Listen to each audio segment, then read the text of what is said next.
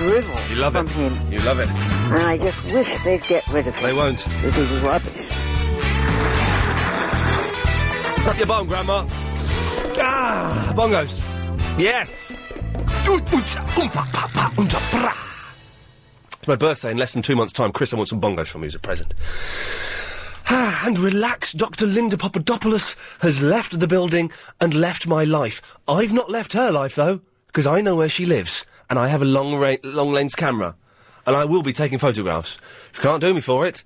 As long as I keep 100 yards away, I'm safe. No, Chris, you are not allowed to visit me on my... it's not stalking. That demeans love. It's not stalking if it's love. That demeans my love. 0870 90 90 973. You may email... iain@lbc.co.uk. Yes, I am off next Thursday, Friday, Monday, but that's next week. It's next week. So don't worry about that. It's a long way away. Iain, I tried to call you repeatedly over the holiday weekend. I was so disappointed when I couldn't get through. So now I'm destined to be just another emailer, and we all know you don't care about us internet listeners. What? I don't think that's true, is it? Can we have a lovely show today? I don't know if you heard yesterday's show. It was a bank holiday Monday. Most boring day in the world. There were one or two thick, rude people. We've got Johnny behind the glass today. Hello, Johnny. No consistency in this building at all, but that doesn't matter. But you missed, yesterday you missed Dr. Linda in a short denim miniskirt, and you missed some rude, thick people calling in and being rude about the show. A guy called Chris who was an idiot. Just an idiot. And I don't mind criticism, unlike what he said. I thrive on criticism. Criticism makes us better. Even if the criticism is wrong, it still makes us think about what we do and how we do it. So all criticism makes us better. The thing is, he wouldn't listen. So I would respond to his point, and he would carry on talking like a child would do. So, today, can we have a lovely show? Let's have no nasty... If you don't like the show today, please turn over. Today's not the day for arguments or for fights. 0870 9090 973. Today is the show for Ray in the Pearly. Hello, Ray. Hi there, Iain. How are you doing? Yes. Okay, I just got a slight problem. I can help you. I want my electricity meter moved from the basement to the first floor. Right. We've got tenants upstairs on the first floor. Of course. And I've phoned up a couple of, a few electricity company, electricians up. Yes. And a couple of them have given me advice, and I'm not sure what to do. Well, okay. It's very technical. Yes. Well, you don't want to do it yourself, Ray? I could let myself, yeah. No, you couldn't. I don't think legally you're allowed. You're not allowed to move an electricity meter, are you? That's what. No, I phoned up my local electricity company up. Yes. And they told me that I'm not supposed to touch it. No, obviously I need a qualified electrician. Good. But I thought that the electricity company, it was their property because it's their meter. Yes. Now I phoned a couple of other guys up around the Croydon area. Yes. And one of the guys said he's very busy for the next 6 months. And he's very busy? Right, he sounds like he's full of BS. He's very busy for the next 6 months? Absolutely, yes. Next. And he's saying I should phone up a small, basically a small man with a small van. Why has he got to be small? I don't know, because he reckons it's a very small job. Because it's oh, I see, okay. He's the other company saying it's not worth their while. Yeah, that's right, yeah. Okay. So, anyway, I'm going to make some more phone calls, and maybe if you've got any listeners who are electricians or whatever, maybe they can just... It's funny you say that. We did a survey about a month ago. No electricians listen to this show. Now, I don't know why that is. Right. Whether it's because this kind of humour is not... doesn't suit electricians, or because electricians don't have radios. But none listen to this show. That's odd, isn't it? I don't know, but I'm going to make some more phone calls. Please do. Why... Are you telling me that... Now, it's funny you should say that, because in my... I live on the first floor of a converted house, so it's a flat downstairs, my flat upstairs. Yes.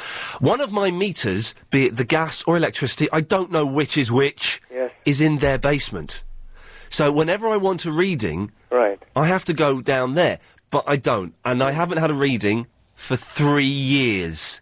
Right, I see. Right. No, I basically want it because I've got tenants upstairs on the first and second floor. Yes. And we get an itemised bill. Why is he but I want to put a token meter up there. Ah, of course you don't trust them. It's not that. I just want them... I don't want anything to do with it. I just want not to do anything with the electricity bills and well, I suggest, and this is only my suggestion, it's not backed in any way by LBC or any authorised safety bodies. Right. I suggest you put a fake one up there, and just say, you've got to put money in it and stuff, and then you just go and collect it and you live off that. That's an idea, yeah. Ray, if any electricians listen, and I don't think... Oh, hang on a second. Can we speak to Robert Mitchum? Richard Mitchum? Can we speak to Richard Mitchum? Is he... Chris, are you telling me that Robert Mitchum is an electrician? Wow, Ray, we may be able to help you. One second, hang on. Yes, thank you. You're welcome. Well, I don't know why you've come to me with this, though, Ray. I know, I was getting really pissed off. You shouldn't say pissed off. We'll let you go just this once. Ray, say hello to Robert Mitchum. Hello, Robert. It's not Robert Mitchum. It's Richard. From Mitchum. Robert Richard from Mitchum. Yes, sir. No, Richard from Mitchum. Okay, let's... how are you, Richard? Yeah, not too bad. Right, I just wanted some feedback about moving an electricity meter from the basement onto the first floor. Right, it's actually illegal to touch the electricity meter. Yes, told you. What you have to do is put in a box after the meter. Oh, and then Robert, you're very windy there. Oh yeah, I'm working. Right. Okay, if you could just shield your mouthpiece, sir. Yeah. Thank you, bless you, very kind, thank you. Sorry, so raise a crook. Yeah. No, what it is after the meter. Yes. You have to fit a box. Yes. And then you run tails up to wherever you want it running, and then you put your own meter in. Right. You cannot touch the electricity board's meter; it's illegal. Right. Is it called? The electricity company initially told me that I've got to put in a riser. Is that what? You put in a riser. What that is, it's really just a pipe. Yes. That the cables run up. Right. I see. Right. So what's the next step? I need to contact my electricity company again, or the... No. What an electrician can sort that out for you by putting in a second meter. Right. By anything after the meter, it can touch. Anything before the meter, it can't. Okay then. Okay. Right. Okay. So an electrician can do that for you. Okay then. Thanks for your help then, yeah? Okay, no problem. Thank you then. All right then. Bye. Thank you, bye.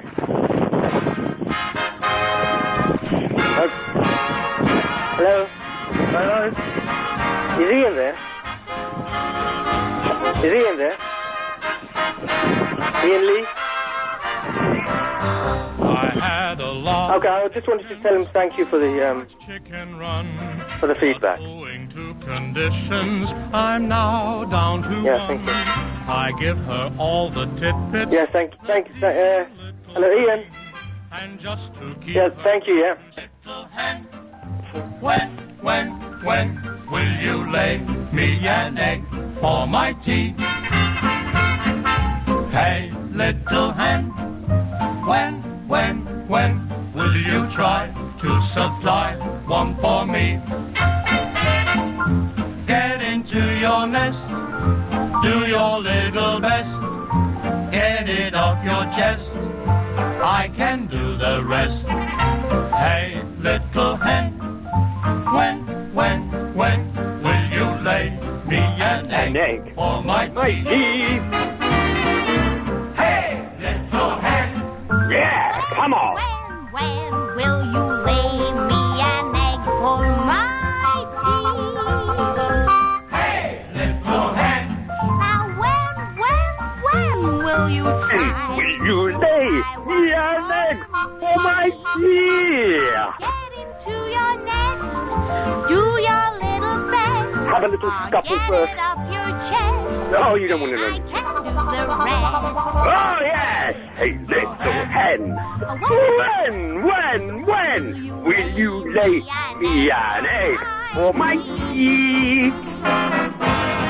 Oh, the horn section, come on! Oh, little pattern! Yeah! A hen pattern thing, come on! Sharpen those spurs, baby! Hey, Paul, how you doing? All right, Iain, how are you? I'm very, very well. You seem to be enjoying that. Paul, stay there. We'll come back to you in a second. It's time now to find out the latest on the roads and the trains from the LBC Travel Centre and Lord Richard of Hakea. Thanks, Iain. Let's go to the Southern Stretch. Presenter of the year. It doesn't get much better than that. 0870 90 90 973 is the phone number. We only have 2 calls lined up. That, I can't stretch Paul in the Ladbroke Grove and Chris in the Epping out till 3:30. So if you want to give us a call, the odds of you getting on today, very, very high. Paul's in the Labrador Grove. Paul! No, Paul. Yes, he's having a slurp. Ah, that's a good cup of tea. Oh, I've just finished my cup of tea. Oh, you could have slurped back tea. Yeah, but I've just finished it. I know, what had you not finished it? That is correct information and data. And now we've got all the mentals phoning in. Now that I've said that, all the people that don't normally get on are phoning in to try and get on. So. Oh, God, check Ben and Hamill's not on there. Who? Ben in Hamill? No, he's not getting on. He's banned. He's banned until 2007, and I'll be long gone by then, so... I know, and he's stalking Ali Bell. Oh, well, he claims to have his own... that Alison Bell's given him a slot. He wore her down. She was trying to avoid it. I did actually hear that show when she sort of reluctantly agreed to it. Yeah. And she was off for a week, and she hoped he'd forget, but he didn't. Lovely Alison Bell. She is nice. She's nice. She's a lovely lady. She's great. She's now, fun as well. Paul, what may I do for you? Wow, actually, you've already done something for me. Yeah. Do you know what? This is true. Yeah. Some time ago, without going into details, I was engaged in a certain act with a certain woman at the moment of release. You were paying her for sex? No. Oh, you were in the act of sex, the art of sex? Yeah, yes. The art of. And after the moment of release, she said, my God, you have a phenomenal voice. You know, I've always wanted to sing, but I've always had a bit of a hang-up about it. She said this to you? She did, yeah. She said, you've got an amazing voice. What? Okay, well, again, with that being delicate, because we have young people listening, and it's half-term, you know, they should be at school now, I reckon. You were singing on the point of release? No. Just the normal release of noises. Well, like what? I'm quite noisy. Well, give me... can you give me a 3-second clean example? Okay, that's fine. Something like that? That sounds like an old man falling off a cliff. It was a bit. Okay. And I am the old, so, you know, I suppose, yeah. I can see that Ben's calling in, by the way. Sorry? Ben from Hemel is calling in. Mm. Can we put him on... Can we get rid of John for a second? Let me put this one through. Hang on. Ben? Yep. What do you want? I want to have a word with this nasty man. Does he think talking about Alison Bell and me like that? You nasty piece of work. Oh, go away. Yeah, go away. Go away, Ben. Yes, he's gone. He lives in Hemel anyway, so he's already afflicted. Exactly. Now, this woman heard you moan, and she said you've got a good voice. You've got a fantastic voice. You make a great singer. And I said, I've always got a bit of a hang-up about singing and blah, blah, blah. Anyway, last night she comes over and, you know, we're in the act. You're always at it. A fair bit. Okay, right. Well done you. And well done you. Yeah, why not? So anyway, at the given moment... Okay, can we stop talking about ejaculation, please? Please, can we just leave that, put that to one side? Yeah, well, at that particular moment, you know what I did? You sang Hey Little Hen. Hey Little Hen, and I have a great singing voice, but I can't do it unless I'm in the act. Well, please never phone up Triple M and show me that you can sing. Paul, we're having a Hey Little... I've been sent in a stack load of Hey Little Hen MP3s, different versions that people have recorded or have remixed from the show. So next week, every MP3 that we play... Did I pick an MP3 for today, Chris? I did. Every MP3 we play next week, 6:18, will be a Hey Little Hen. That's very good. I'm looking forward to that. It's going to be the funny thing about this story... Oh, no, it's finished. I thought it had finished. Carry on. Do you want to know her reaction? She loved it. She wanted more. She looked at me a bit scared when I suddenly started bursting into this song. Into the song you were bursting. And she just sort of started uncontrollably laughing, and then she just said, what are you doing? Yes. So then I had to explain about the song. She said, it's a great song, by the way. It is very catchy. I like it. Now, you didn't start because the version that's got me starts like this. Now, you didn't, at that moment, start... Oh, come on, Clive, and sing with me. Because that would put off a lady if you said, come on, Clive, and sing with me. It would. And to tell you the truth, actually... Come on, Clive, and sing with me. That would be upsetting for anybody involved. It crossed my mind, but I thought, no, she would... Paul, I've got to go. The next caller claims to have a rock star in his cab right now. Cheers, Ian. Take care. Cheers, Paul. Thank you. Sorry, I should have seen... John.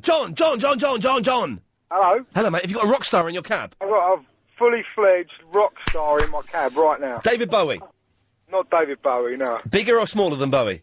Slightly smaller. Okay. Someone from the Bay City Rollers? Bay City Rollers, no. No, he's more of a sort of young and up-and-coming rock star. So it's not Gary Glitter, then. It's not someone from Embrace? No, not someone from Embrace. Shane Ward! Not Shane Ward. An up-and-coming rock star. The bloke out of the darkness! No, do you want me to tell you? No, I want to... Oh, yeah, go on, then. Have you heard of Son of Dork? Oh, yes, I have. The fella that used to be in, the what's-his-face?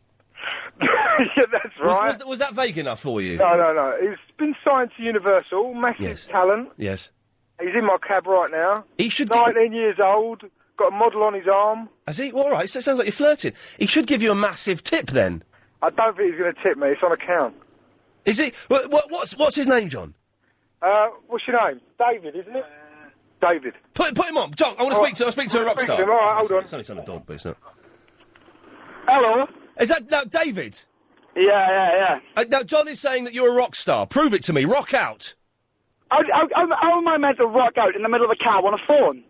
Now, you've got an accent, haven't you? Welsh? Yeah, unfortunately, No, don't apologise. Chris, come on the microphone. I've got a Welsh... Agent Chris is... my producer is Welsh. And I don't have a word with him. Chris, come on the mic. Hello? Hi, love. You right? Yeah, decent. What are you doing? Nothing much. Where are you from? Wales. Well, that's fairly obvious. Like, where from? Oh, Cardiff.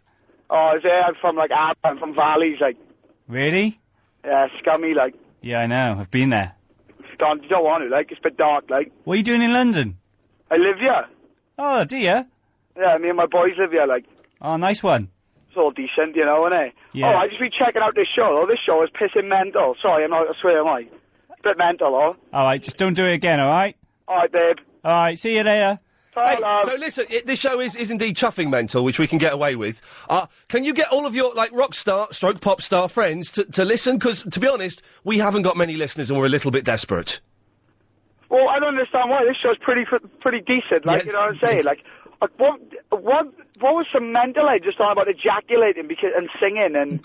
What a mess. And that's the first 25 minutes. Oh, my God. Can you imagine being in that guy's bedroom in the middle of the night, like, oh... Is that what you were imagining, were you? No, I couldn't... Oh, I'm looking at a picture of your band. Which one are you? I'm the blonde-headed kid. Are you the one that used to be in What's-His-Face? No, not him. No, not him. I'm better looking than that, like. Yes, I met him once. Oh, really? I interviewed him on some TV show, and yeah. Enthralling or a bit messy or what? It was beautiful. Now, are you? I'm looking at. Are you? One of you's wearing a Kiss T-shirt in this picture. That's him. Is it? Yeah, I'm the other one in middle. Oh, what are you wearing? A Paul something? Paul Elliott. Bill Elliott. Bill Elliott. Yeah, decent. Like got from Selfridges. Quite cheap as well. Nice T-shirt. What's your favourite? Is Bill Elliott a pop star? No, he's just a NASCAR racer, apparently, from 1988. Oh, wow, NASCAR champion! Don't mess around, boys. Don't mess around, you know Can you, like, give me, like, some free tickets and a CD or something? What, for what? Just for me. What, for what? Tickets for what? Like, a gig. What gig? A particular gig, or...? Well, Glenn Campbell's playing in June, isn't he? Who? Who's Glenn Campbell, young man? Who did you say that? I didn't even hear what you said. Oh, you're Campbell. Glenn Campbell. Oh, really? Ben Queller's playing middle of the week. Who's Ben Queller? See, now look at that. Catastrophe. Well, is that a catastrophe? That's the age gap. You're 19, I'm nearly 33. Yeah, but, like, I don't know. I'm down with... You've got to be down with the kids, though. Richard from Richard and Judy's down with the kids. Richard and Judy, they get... Down with the kids, though, you got to be like that. They just get script writers to write their stuff down the kids. Richard's never been in touch with the kids. Off camera, he's down with the kids. He knows the score, like. Who's down with the kids? Richard, young Richard. Richard Madeley? Yeah, he's one of the boys there. No, he's not. He's an idiot. Oh, he's alright, man. He wears some big shoes. Have you seen his shoes? Well, you know what they say? Big shoes, big feet. Well, he's got massive... I don't know what he's got in there. Like, he must be hiding sides of beef or something. His feet are used, like. Hey, listen, man, thanks for coming on the line. Oh, no worries, bro. Look after yourself. Take it easy. Ta, babe. Bye-bye. There you go, you see. I feel old. I feel old. I don't know. 0870 9090 973 is the telephone number. And well done, Chris, for researching there by going on to sonofdork.com to find out what was going on. Chris, have I missed my out? Is it 28 exactly, is it? Chris, I've got 12 seconds. Chris? Hello? Chris? Oh, Ian? Yes? Ian? Chris? Just phoning to find out... Well, no, just phoning... Chris, I've muffed it up. Stay there. I'll be back in a minute. Johnny behind the glass, muffed up there, so I've only got 10 seconds. Now, you can do it in 10, I'll come back after the news. Do it in 10. Have a go at you, because you're not reading your emails. And B, mate, if you're going to get an electrician, make sure they're what's called Part P registered. Thank you! You got to put that person on the air, haven't you, Chris? Oh, wow. I'm just listening to what Chris has told me, and this is... Chris just said... I've just had a phone call from someone. This is Agent Chris. I've just had a phone call from someone seeing there's celery in tomato ketchup. And I said, well, as you just heard, well, you've got to put that caller through. I can't. He's gone to the police station for an interview. An interview about a crime or an interview to become a police officer? We just don't know. London, there's the question for you between... oh, crikey. What we like to call the 333 question. Is there celery in tomato ketchup? We're going to do it every day. It'll be the same question every day, I'm afraid. So, 0870 90 90 973. Gracky is in the Bexley. Hello. Hello, Jackie. How are you? I am fine. Cuckoo. No, I'm not. I didn't say a thing. No, your tape did. I didn't ring yesterday because I'm listening to you, I'm afraid. Oh, you, what were you... you'd have had the day off, you see. No, what were you doing yesterday, then? Having a lay-in and... Making love? No. We had a bit of a party on the night before. So you're making love the night before? No. No. I never had a ding-dong. A ding-dong? Does ding-dong mean sex in the Second World War? I don't know. Oh, you're from that time, aren't you? No, I'm not. Well, how old are you? You asked me this last week, and I told you. 87. 54, nearly 50. Oh, you're the smoking woman. That's it. Okay, so... I'm just looking at a bottle of tomato ketchup, actually. Has it got celery in it? Tomato puree? No, I don't think so. Well, read it. Glucose, syrup, vinegar. You don't read it out loud? Right, Cuckoo. Yes. No, it's got beetroot extract. Beetroot extract? That's the colouring, though, isn't it? Yeah, I guess. No celery. No. Boring, isn't it? No celery, okay. 3 things I want to say, actually. Oh, well, Well, I've just heard someone say about you not answering your emails. Yeah. So I wondered, did you get my one? Yes, I did get it. Remind London what the email was you sent me. Well, it was called The Maze. The Maze Was you able to open it? The Maze of Death. I opened it, yes. And was it okay? Did you do it? I did it. I completed it. Good. So what did you think of it? Thought it was really good. I like the bit with the wall. The what? The wall and the monster. That's it, yeah. Yeah. It's good, wasn't it? I completed it in 12 minutes. Well, that's not bad. It's good. It's not bad. That's not bad. Well, how long did it take you to complete it? Well, I had to have about 3 or 4 goes before I could get to it. Yeah. But it was good. What was the toughest bit for you? Well, just trying to finish it. Finishing it, yeah. Jackie, stay there 1 second. Chris, turn my mic off. I've got to tell you, I have not got a clue what she is talking about. I have not got a clue. Just so you know, turn this back on. Germany calling. So, thank you for that. Well, if you haven't got a clue what I'm talking about... Chris! You're kidding. You should have turned this mic off! Yeah, you're kidding that you did it. Yeah, I am kidding that I did it. No, you did send it... Only 1 in 10 is supposed to be able to do it. Well, you did it. Yes, it took a few goes. I did get the email, but I didn't have time to do it. Oh, well, when you do, I won't. Please I won't get the time. Indulge yourself. I will I indulge myself in other activities. I have a ding-dong every now and then. What about your other game that you couldn't complete? Oh, no, this is the Far Cry thing. I got past the helicopters. I'm now on a new level, and I've escaped from a facility centre. I found Val's computer. I reckon you did escape from it, yes. You cheeky sausage. And now I'm being chased through the jungle, and I've set these traps that fire off and kill men, but there are mines everywhere, so I've got to dodge the mines. But yes, thank you. So you've got a lovely life when you're at work. Mike Baldwin's funeral was last night. Oh, I know. Sad, wasn't it? No, not really. Oh, it was sad when Fred Elliott was talking about him. No. You miserable, heartless old bag! Mike Baldwin was never one of my favourite characters. There was a quote in one of the papers. Johnny Briggs, terrible actor. But there was a quote saying that Johnny Briggs is such a bad actor, he couldn't even play a convincing corpse. Well, and I think that's true. I think that's the only bit he did do. Yes, the dead man. Yeah, dead man. Last breath and all that. He actually did that. Oh, yeah. Well- I'm having it. Oh. It's like when you. I don't know if you remember this, Jackie. I don't know if they had pens when you were at school, but when we was at school, you would have done this, boys, Johnny and Chris, and you'd write a story. Well, they're in a bloody quill, I tell you. Wash your mouth out with pig's fat. Now, when we had to, you'd have done this. You had to write a story, Johnny and Chris behind the glass, when you were like 8 or 9, and you were like a pirate, or you were stuck on a desert island or something. You had to write a story, and at the end of the story, you died. And it was like a diary or something. You're writing Jackie, I'm talking. It's like a diary. And you'd write, day 13. I don't feel very well. I think I might die. And the pen would drag down as you wrote, die. And lots of E's would kill you. Yes, so. Right. Have we got anywhere yet, Jackie? Have we reached a conclusion? Well, look, we were talking about Mike Baldwin. Are you a fan of Son of Dork? Pardon? Son of Dork. What about them? Are you a fan of theirs? No. I've got one of their songs. Do you want to hear a bit? Go on then. OK, Chris found this. When will you lie me an egg for my tea? Hey, little hen. Hang on, this is familiar. When will you try to supply one for me? That's not Son of Dork. Son of Dork? No. It's Son of Dork! It isn't. Of course it is. I've got another one here. Hang on a second. Is this them? Oh, I like that one. Listen, you played a little bit of music earlier, which I totally disagree with you playing. What bit of music? This? No.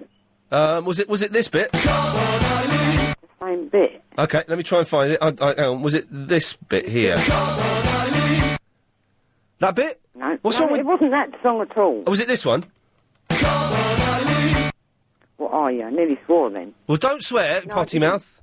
I stopped myself. So you objected to this bit of music? Not that one. I've got that one. No, not Okay. that one. I'm trying to find what other... Oh, we played this earlier. Was it this? I've not got Alzheimer's, you know. Well, there is literally no comeback to that. Same bit. Was it this bit?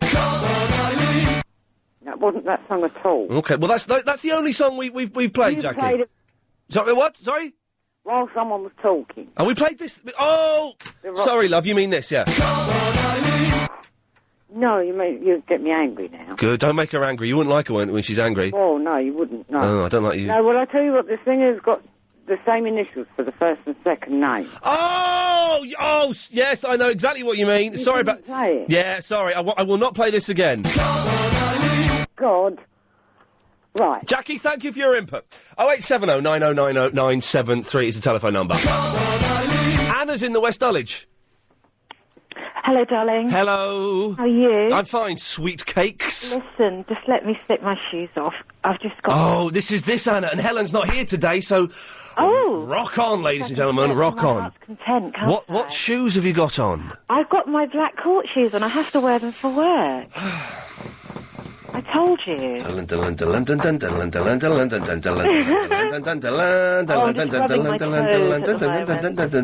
Ian? Yes, Anna? What's happening to your hair? I saw you yesterday. Where? On the telly. Really? Yeah. Oh, and that thing about band?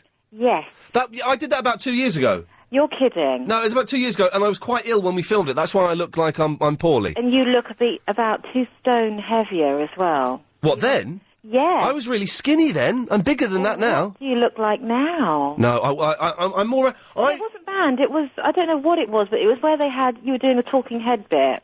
Mm. And I don't even know what the shot was. Anyway, look, I haven't got long. I'm going to slip into a really hot bath. Oh, I wanted just to call you and tell you that I think that lady that was on just now was crazy. She was absolute... Jackie in the Bexley was a mental. Yeah, she's a nutcase. Because Fruit I'll tell job. you for why. Yes.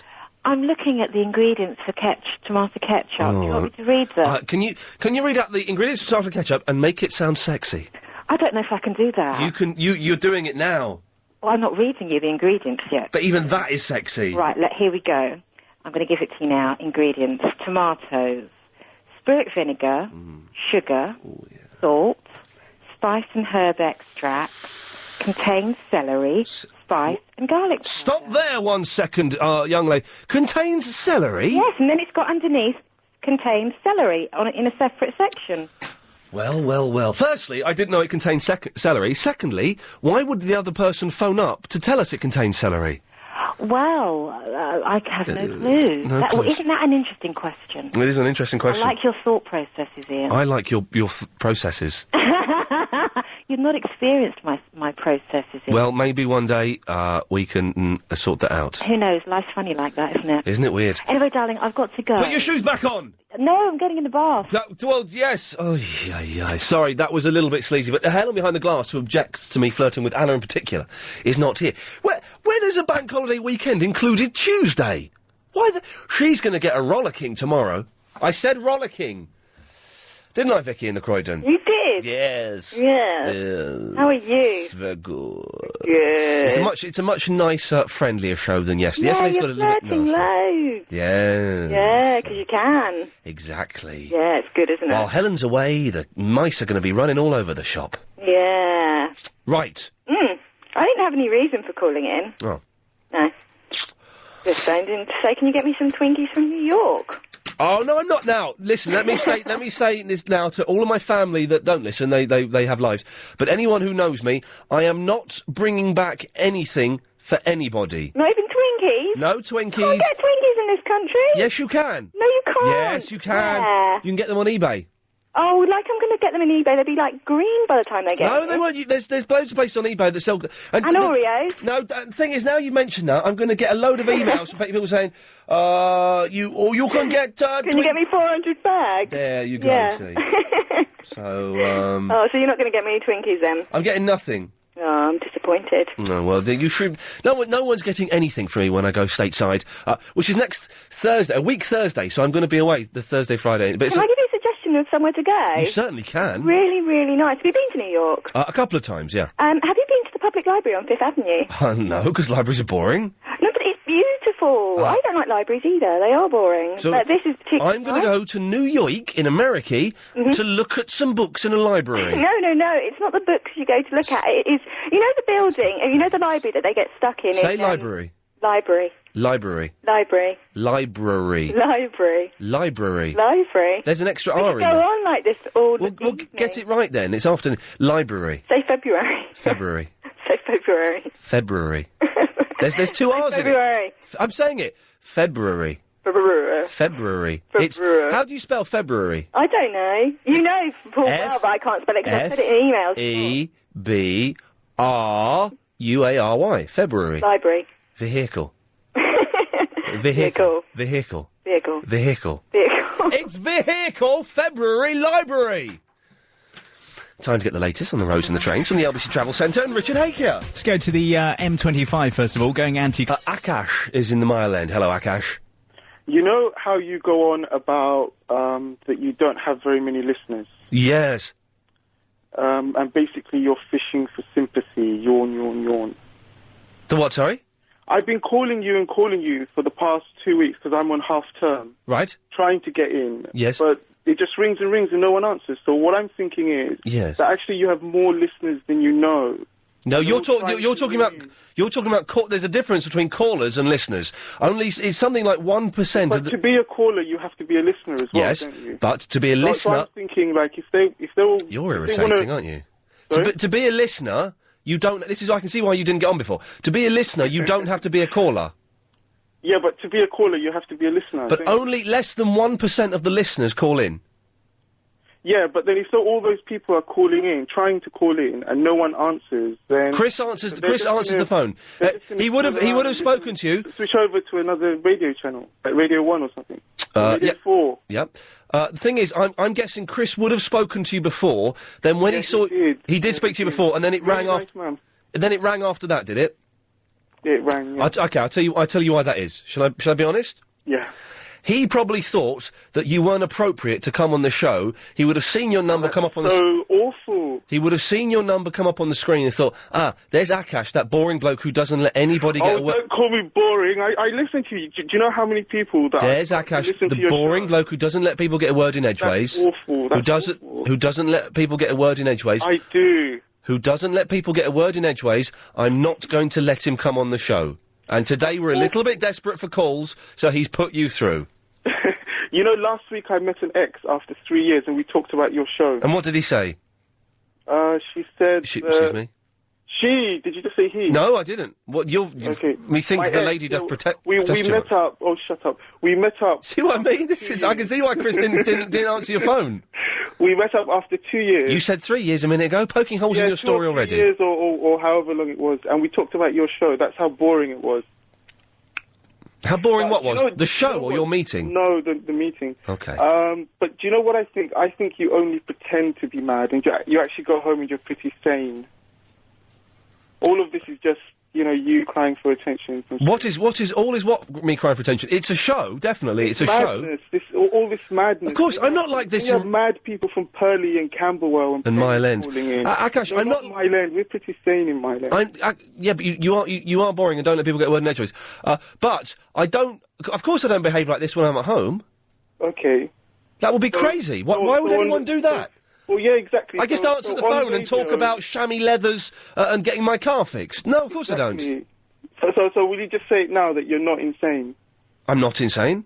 I'm not convinced. Oh, well, hang on, but you're the one that's saying I'm not. So, Akash, do you know anything about sealing bath sealant? No. Okay, so I've got a bath, okay? And behind the bath, there's like a ledge made of tiles, and then it goes up to the tiled wall.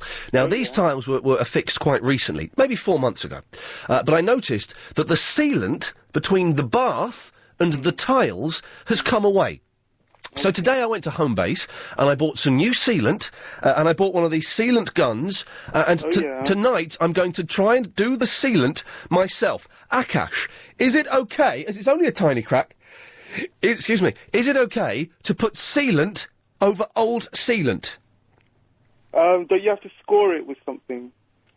I've asked the wrong person, haven't I? Yeah, you have. I'm not scoring sealant. It's not like heroin, although it is very Moorish.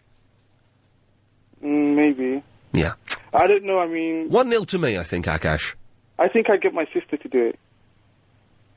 If I had that problem, not you, obviously, but No. if I had that problem, I'd get my sister When do you go back to school, Akash? Tomorrow. Okay, well, good luck. Thank you very much. Thank you very much. Bye-bye. Bye-bye. Bye-bye. There we go. I bored him away in the end.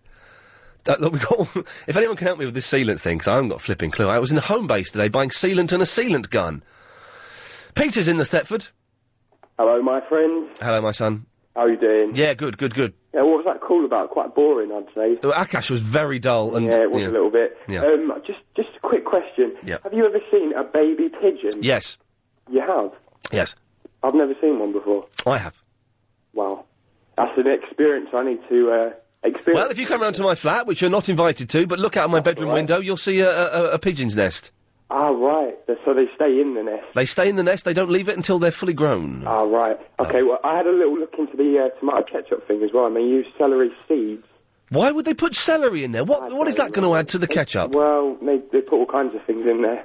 And thank God they do, because ketchup, as we all know, is one of the greatest foods in the world. And it contains all the proteins that you need to live. You could live on ketchup alone. It's all gravy, my friend. It's ketchup, but I take your point, Peter. Thank you, sir. 0870 90 90 973 is the telephone number. Should you wish to give us a call. It seems to have gone a little bit weird in the last 15 minutes or so. It's not a criticism, Chris. That's just the way that the cards fall sometimes. Which is fine and dandy. Now, I've got minutes. Do we have... we can speak to Roy, can we? Roy's in the Swanley. Hello, Roy. Hi, mate. Hello. Yeah, just merge about your silicon problem. Is that what this sealant is? Silicon? Right, yeah, right. The silicon you bought, is it a decent one? Was it expensive or was it cheap? It was probably quite cheap. Right, because what you want to do is buy yourself some decent stuff. Oh. Because if you buy cheap stuff, it's just false economy. Right. And, Economy. Yeah, right, and also what you want to do is, so the old silicon, what's happened probably is when the silicon was put onto the bath, Yeah. I bet they didn't fill it up with water, did they? Of course they didn't. Right, that's why it's happened, because what happens, when you put water in the bath, Yeah. it weighs so much, Of course. the bath pulls down, Oh, you're good. splits it away from it. Yeah. I think that is what happened, because that is what has happened. Yeah, right, so what you need to do then is to cut all the old silicon out. Don't go over it, because it's not going to have a strong bond. Right. I personally like to use the, Roy, stay there. I've got to go do some ads. Stay there. We're back after this. Right, okay, so seal it. It's not very exciting, but I need to get it done. So I'm going to fill my bath with water, take the old sealant off. Yeah, right. The best way to get the old sealant off is to buy one of them cheap Stanley knives, the ones where you can break the blades off. Yeah. Like pound shop, because they flex. Use that. Oh, this is already sounding much trickier than I thought. I thought I could just go over the gap. No. Well, when you cut it off, you might need to get an adult to help to cut it off. 'Cause it can Thank you. All right. Once you got that off, make sure it's all clean and bone dry. Yeah. Right, and then to rub the silicone, like run it across round the edge of the bath. Well, it's only one end of the bath I need to do. All right, yeah, all right. Just do that end then. Yeah. All right, what you want to do is fill the bath up with water to the top. Yeah. Right. And then do it before I fill the bath up.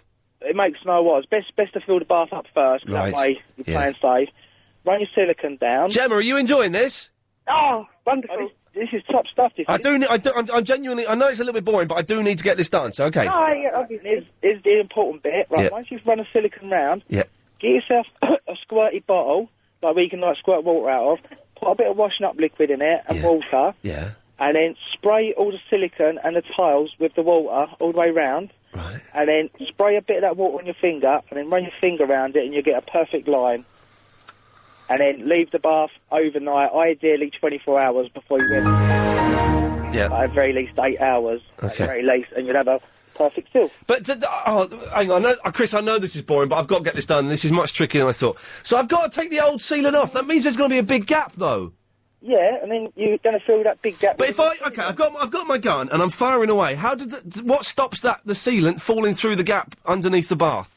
Well, sometimes it does, but when you just build it up, you just go like backwards and forwards. This is never going to happen. Or another option, Yep. where the end of the nozzle, Yes. cut it off so it's a bigger diameter hole. A fat hole.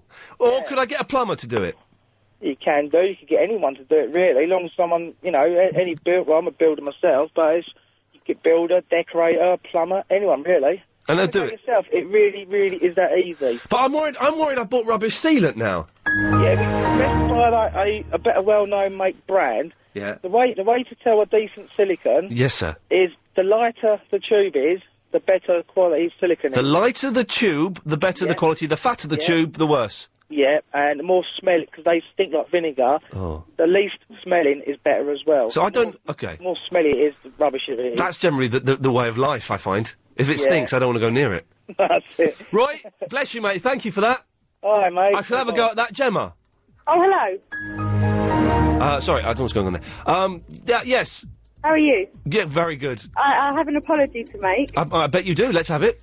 I haven't phoned in a while because I've been on holiday. Because you've been shacked up with your boyfriend in No, Camden. I haven't. No, we've finished. You've split up. Yeah. I told you. Did you get round to moving in with him? No. No, you were going to, weren't you? I was. Gemma, listen to me. I know what's right for you. I know. I should have listened to you. What went wrong? I don't know. Just didn't work out, I guess. Gemma, stay there. This is exciting. Gemma was going to move in with her boyfriend. I thought it was nonsense. We'll find out the gory, sexy details after a wee bit of this. To an LBC in all my life. Thank you. She can't remember when Brian Hayes did a show here then, obviously. He's on Radio 2 at the moment, filling in for Jeremy Vine.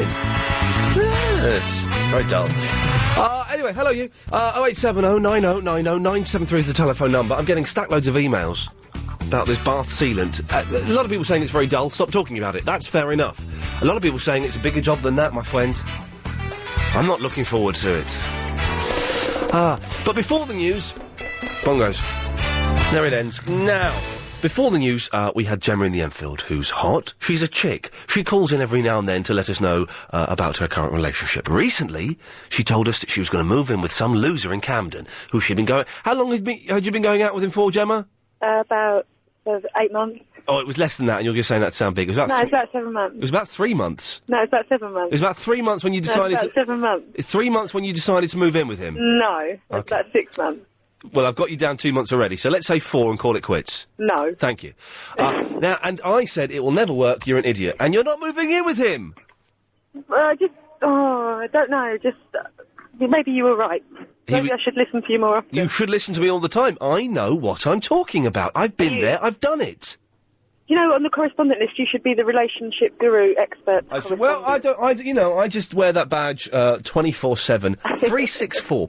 So what happened? He was seeing someone else. No, nothing like that. We just, I don't know. You got cold feet, didn't you? You got nervous. We just argued all the time. Yeah, of course you did. Yeah. Yeah. And he was very, very possessive. Of course he was. He's scared that you're going to cop off with someone else. And you have done that once, haven't you? I have not. You've done it once. I haven't. Once, though. No. What do you mean, what? Once in my whole life? Once while you're going out with this fella, you snogged someone else. No, I didn't. It was only a tiny snog. No. Seriously, you have, haven't you? No, I haven't. Promise. Gemma? He doesn't listen anyway, so even if, If he doesn't listen, then tell me the truth. I am telling you, this is the thing, I'm telling you the truth. I don't believe you. Right, okay. So, he's history. Who's next? I don't know. I've been on a few dates, but nothing exciting. I'm too fussy. Does he? Because, of course, for those of you who listened many years ago, Gemma had an ex-boyfriend phone up the radio and propose to her live on air, and he didn't realise that you dumped him. I know. So does this guy know that you've dumped him? Yeah, well, it was mutual. Mutual. I've used that line. Yeah, it was mutual. You did it. I didn't do it. But he knows 100% that that's it. Yeah. Okay. So, you've been on dates. Have they been successful? What?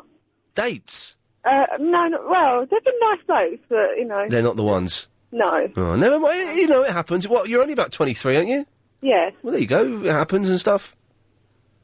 I don't know. Yeah, never mind. We're all getting a bit maudlin here and thinking that love's lost. So, why have you called in, Gemma? Sorry? What is wrong with you? Who, me?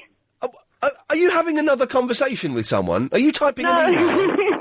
Sorry, I was just looking which way of the road to turn. Of course you're on hands-free, aren't you? I am on hands-free. Yeah, it's good. So But I can't turn my head because it keeps falling out my Well, no, you can turn your head and it doesn't fall out of your ear. That was just a joke, wasn't it? I've got a good joke for you, actually. Oh, God. Look, I'm going to regret this. Go on, then. What do you call a Spanish footballer with no legs? I don't think we can. We can't do that, Gemma. I can't. Why not? We can't. No. We can't have that. Shame on you for doing that. Lee is in the Ilford. Hi, you Ian. Hello, Lee. Just a bit of advice about that bath. The bath sealant. I need to seal the end of the bath. Right. You can do it yourself. We don't need to get a plumber. It's a very, very easy job. Yeah. All you need to do is remove all the silicone that's on there, even though where it's not leaking. Remove that as well, because that's the same age silicone sealant that's now is leaking. What? So the chances are that's going to leak very soon as well. Right. So what you need to do... It's only been there about 4 months. Well, it probably wasn't done properly in the first place. No, I don't think it was done properly. Remove it all the way round. Make sure it's nice and clean. You don't have to worry about getting Stanley nice and stuff. You can go to B&Q or anything like that. Yes. And go and get yourself a scraper. Right. With the scraper... Already this is too complicated for me. It's a £1.99 scraper. Yeah. It's got a little razor blade on the end of it. Yeah. Yeah, and you scrape off all the old silicone, the old sealant, scrape it all off, make sure it's nice and clean. Yeah. Get your silicone and just pump it round the sides until it's like a little bit fatter than the bath, so it sticks up a little bit. Right. And once you've done that all the way round, all you need to then is get a bit of ferro-liquid on your finger, make sure it's nice and lubricated, and smooth it off, and that's it. Lee, I'm scared. I'm going to get... There's a thing I found at the weekend called 0800 Handyman. No, you don't need that. I do, mate. I'm a muppet when it comes to this stuff. No, you can do that. It's easy. Lee, bless you for having faith in me. Honestly, I'm rubbish when it comes to anything like that. It's honestly, anyone could do that. It is very, very easy. It's not like changing a tap or fixing a leaky tap or something really, really sort of advanced. You can do that yourself. It's very, very easy. Lee, are you a trained plumber? I'm not. No, but I actually sealed my bath up last weekend.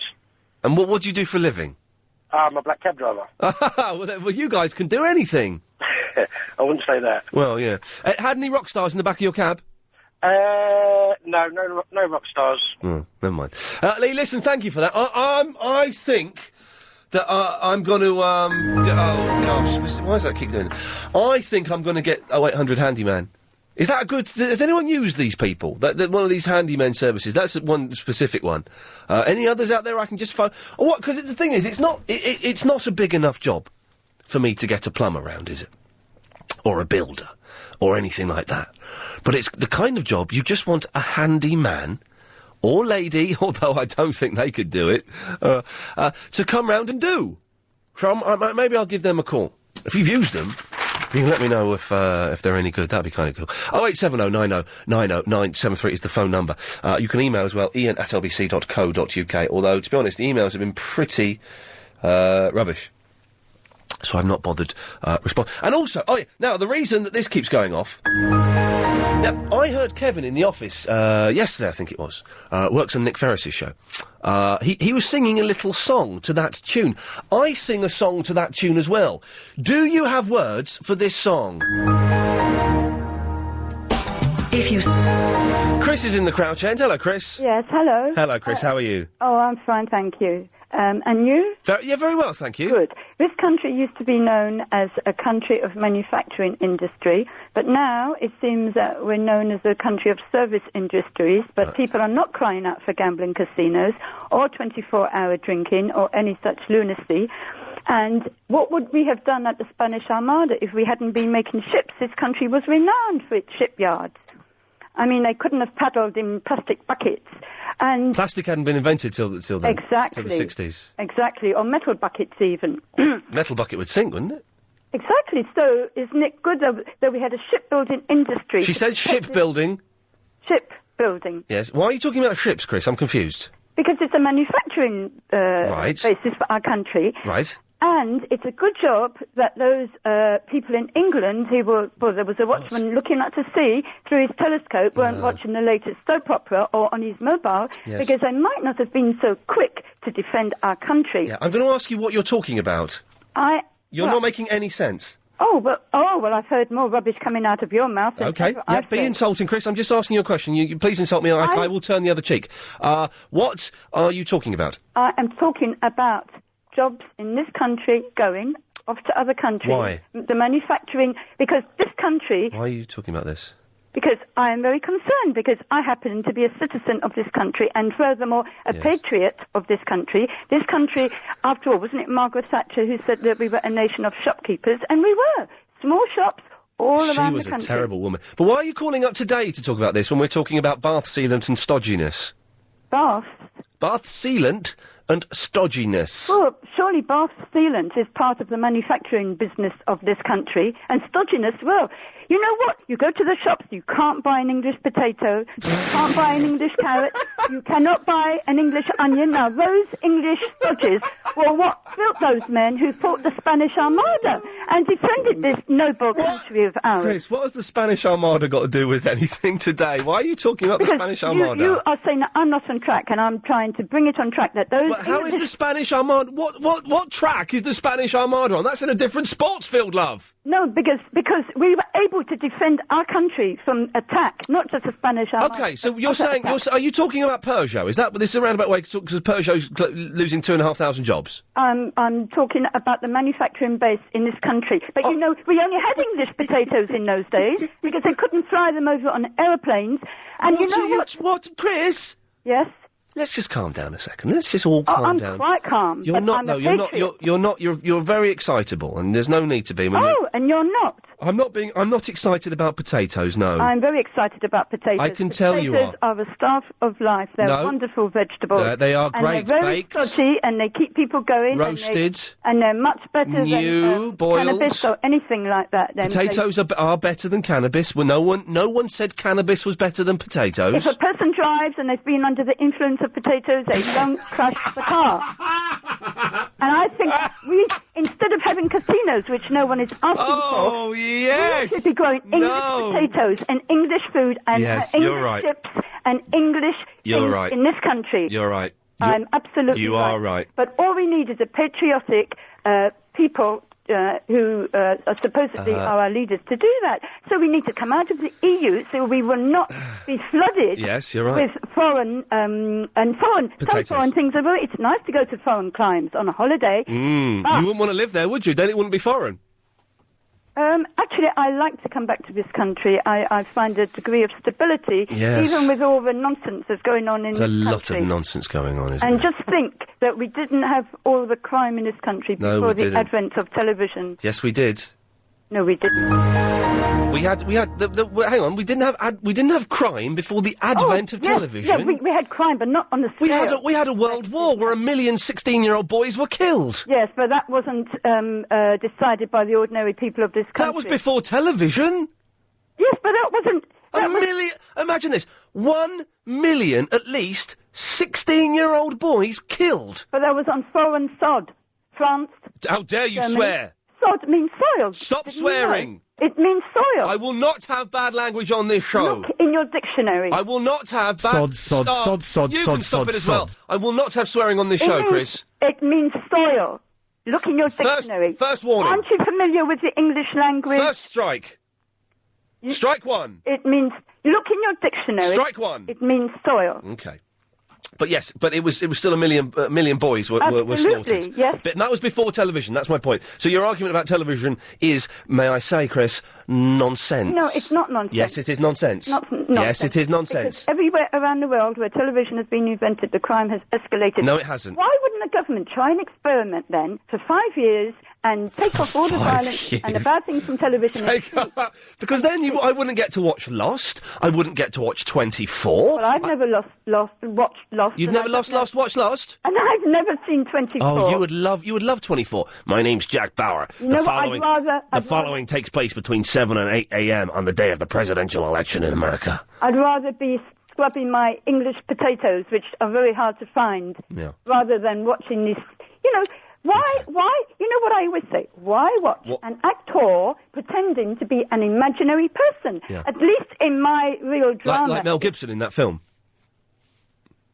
What? Like Mel Gibson pretending to be a figure in that film. Well, they all do. Yeah. But at least if I'm washing my dishes, that's my real life. Yeah. But it's not that I'm vicariously watching somebody. Chris, They never wash dishes in the soaps. Don't you notice their homes are always spotless? Chris, because they're only on for 30 minutes. If they were to show people washing their dishes and going to the lavatory and listening to their iPods and dancing around on the graves of those that have passed before us, there wouldn't be time to have the excellence of Norris internet dating, for example, on Coronation Street, or Gail receiving letters from her dead multi-murderous husband, Richard Hillman. Well, how can she receive letters from him if he's dead? We don't know yet. That's an oxymoron. Isn't it? Isn't it, What Jess? happens to the brain? It becomes befuddled if you watch It that. becomes what? Befuddled. No, it's not befuddling, it's exciting. Well, I think it's much more exciting to scrub those English potatoes because that is real life. And it's not real life, real London.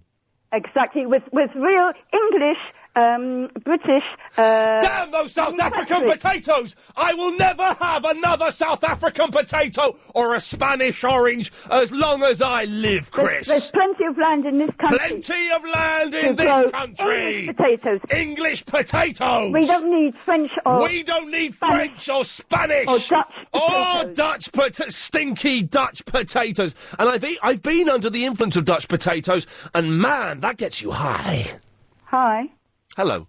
Well, it's better to be on an even keel with British ships on British soil. But, it's very serious, though. It's not, Chris. It's very Chris, serious. you're we have to come out of the EU to keep our liberty. Okay. Because you know what the EU is trying, and no, they're not. They are taking our liberty No, away. they're not. Oh, yes, no, they they're are. not, Chris. They're not. Oh, yes, they're they giving us much more freedom than you can You ever must imagine. leave the English, those barons of King John gave us our English freedom with a Martin's in the buzzard. Hello, Martin.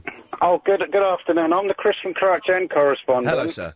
And I just wanted to let you know she was on your show today at 4:20. And was she making any sense? She went on about English potatoes. Thank you. I think English potatoes were originally imported from America, weren't they? He's got a point, Chris. English potatoes from America. Yeah, but now They're not indigenous to this country. And she went on about shipbuilding. Yep. Yes. The manufacturing industry. Yep. She said she's a citizen and a Jesuit first. What? I said I'm a citizen. Martin, Chris, stay there. More after this. If you've just missed that bit of Iain... Martin, Chris, any final words in the last 20 seconds?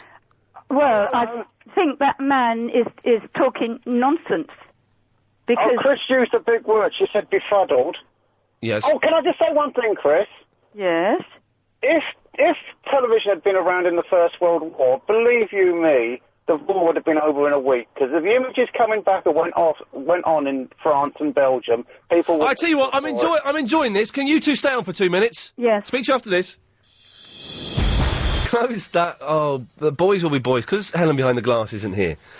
Click on Jan's email. This is sorry. 08709, whatever. Martin, are you still there, sir? Oh, I'm here. Chris, are you there? Yes. I have an email from Jan Faulkner who says, "Listen to her, you ignorant pig. She's speaking more sense than you ever have." Ever's in capitals because she's shouting it. So I shall listen. Martin, Chris, away you go. Yes, well, do you mind if I eat a sandwich while you... No, go ahead. Thank you.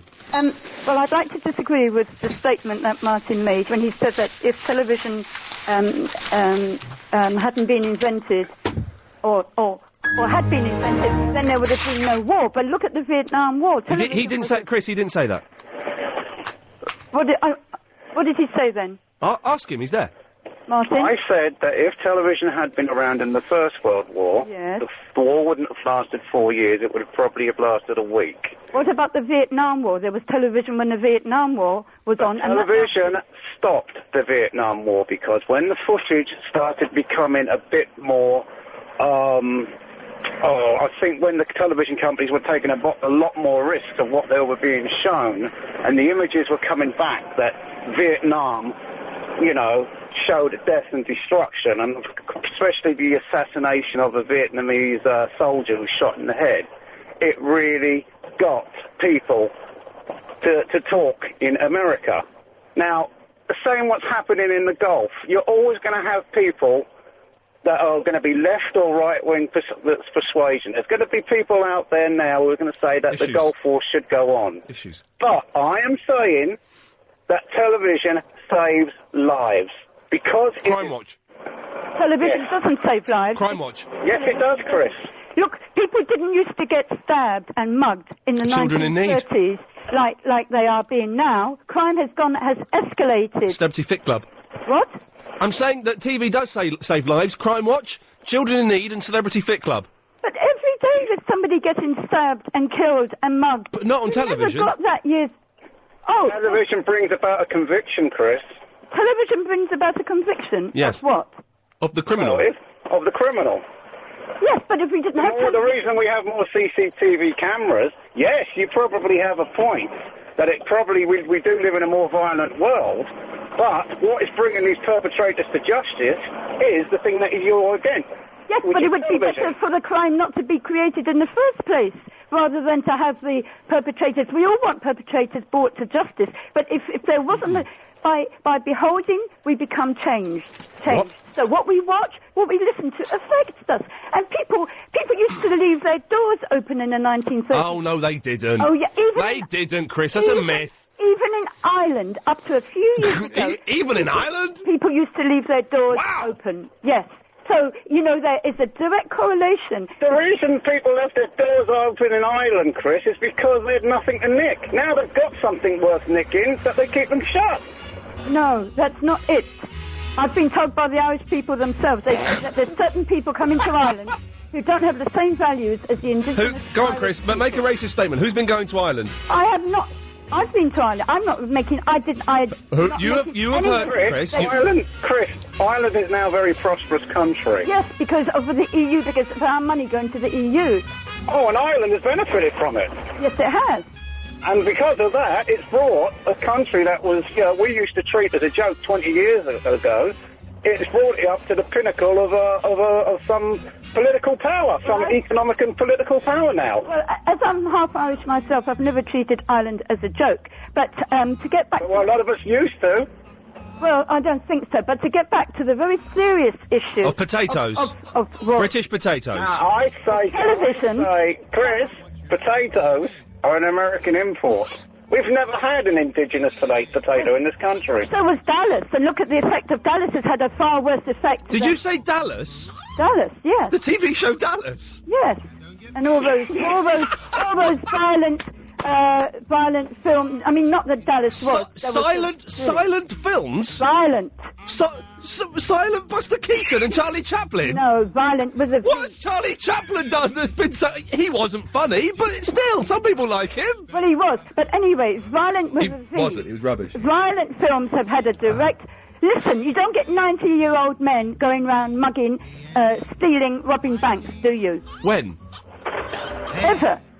And those same men, 70 years ago, didn't go around robbing. No, they went to Normandy and Germany and they got shot in trenches. I know, but that's... They were murdered in their millions. Yes, but that wasn't... I would rather a couple of thousand people went mugging and stuff like that than 1 million boys got killed in a trench. Well, I'd rather nobody, because you know what? It's those older people who grew up with good values who were smacked and disciplined, and now they're getting mugged by these youths who see nothing wrong in going out and smacking people and hurting them.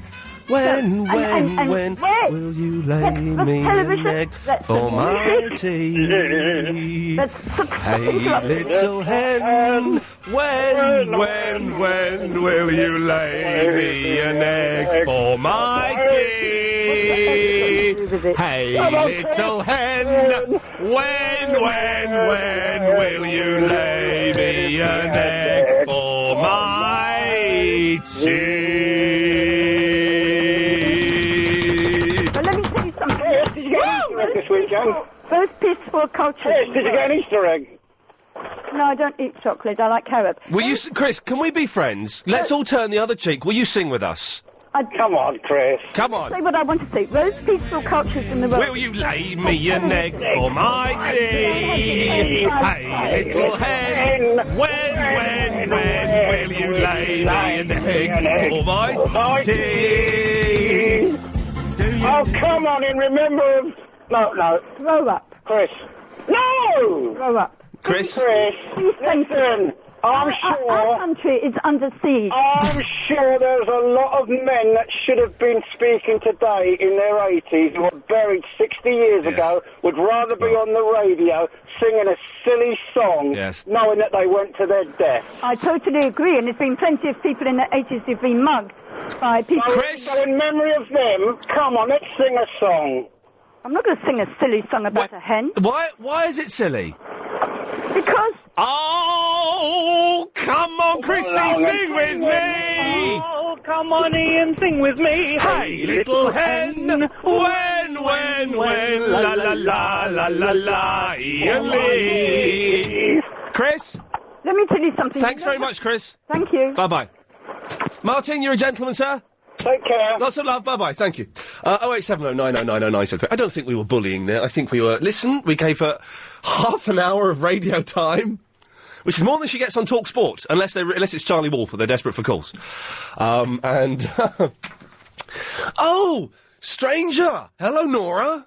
And now for something completely different. It's someone who doesn't phone very often anymore. I know. And listen, I phoned about the ketchup because, well, I've got two subjects to talk about. The ketchup, the very well-known one with the 57 varieties, does not have celery. Okay. And also, I wanted to talk to you, and I want you to open up your heart to me. And it's personal. Yes. And it's about your handyman situation. Yes. Right, well, my brother... I'll talk about my family first. My father left when I was 12. Yes. And my brother was 15. Yes. And he never learnt the skills that a dad passes on to his son. Similar situation here, yes. No, I never learnt those skills. But my brother worked it out. He got a book. Yep. He took it point by point. Yes. And if he made a hash of it, he'd scrape it all away and call a handyman. Well done. That's what you should do. Try it first. No. What's happened to your voice? Have you started smoking? Do you know, I was waiting for you. I had to rush to the corner shop to get another packet. You love it. What are you smoking at the moment? Silk Cut? Oh, no, I can't afford that. I'm Richmond Super King Menthol. Menthol cigarettes? No, thank you. Oh, well, they go down easier. Okay. Well, yeah. Thank you. No, I'm going to get a handyman in. I think it sounds too... The thing is, I've just had a new ceiling put in underneath the bath, and I don't want that to get ruined. How would that get ruined if you're going on if it's the bath? Because it's above it, and water will leak through it, you muppet. Whether you're moving house... line 4, you're on the wireless. Oh, come on, Chris, and sing with us. Hey, little hen, when will you lay me an egg for my tea? Hey, little hen, when, la la la la la la, Ian Lee. Oh, lay me an egg for my tea. He just hangs up. That is my favourite caller. We don't know anything about him. He just calls in and then hangs up. Next week is Hey Little Hen Week. I've got a load of MP3s that people have sent in. That was a really long version as well. He's got a good voice, man. Yes, okay. Brian is on the motorway 25. Car parked on the motorway 25. 25, staying alive. How you doing, Ian?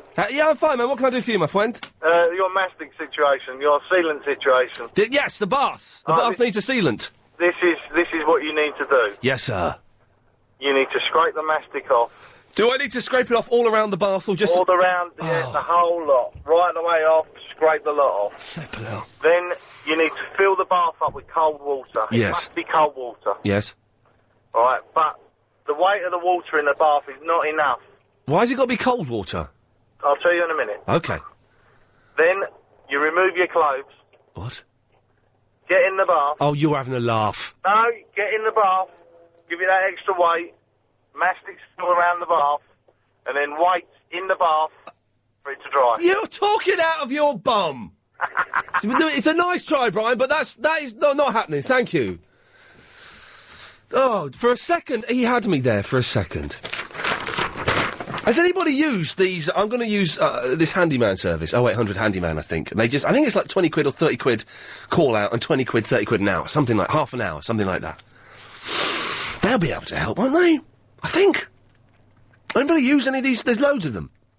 And they come around on little scooters. These different handyman companies. Any good, are they? They'll be able to do it. 08709090973. Samantha's in the Earl's Court. Hey, Ian. Hey, Samantha. How are you? Yeah, fine. That's good. I always feel I have to just soften my voice ever so slightly when I talk to you, so that I don't scare you and you run away like a little fox or something. Like a little kitten that's a little bit shy. Oh, why? Because you just sound delicate. That's a bit pervert. It's a bit sleazy. I don't mean it sounds sleazy as it did, but you... Why is it sleazy? Sorry? That's not sleazy. It's just, just a little bit too overly flirtatious. For me to say you sound, to recall it sounds delicate. Okay. But, anyway, little one, what can I do for you? Well, I was calling about... Sealants. What? Bath sealants? No. Okay, you don't know about that. I'm really I hate doing those sorts of things. Yes, I'm going to get a handyman out. That's the way. I think it is the way, isn't it? And everyone's going, no, do it yourself, mate!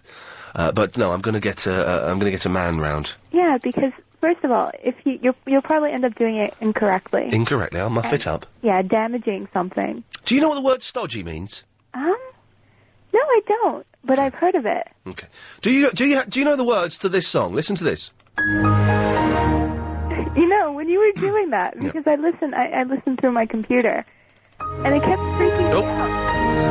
So you kept what, sorry? It kept freaking me out. I kept thinking something was wrong with my computer. That's partly why we're doing it. But do you not have words to it?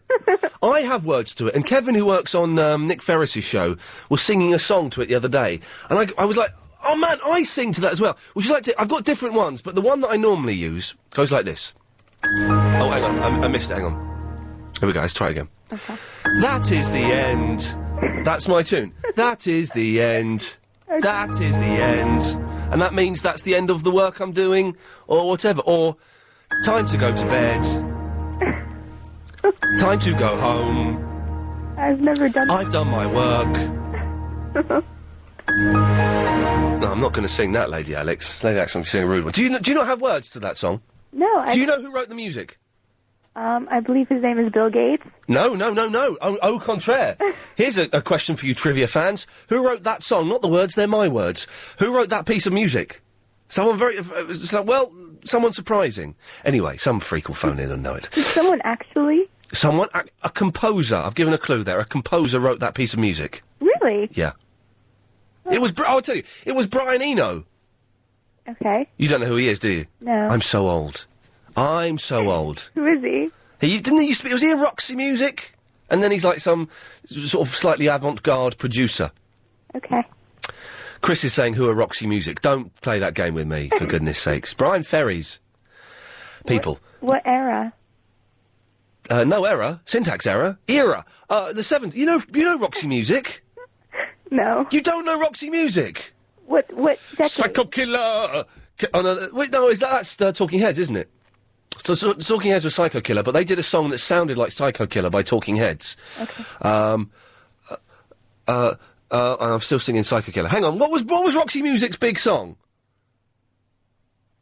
Clear a couple of lines, Chris. I need someone to come through immediately that can tell me. I only call up now if you know Roxy Music's big song, particularly if you could play one. 0870 9090 973.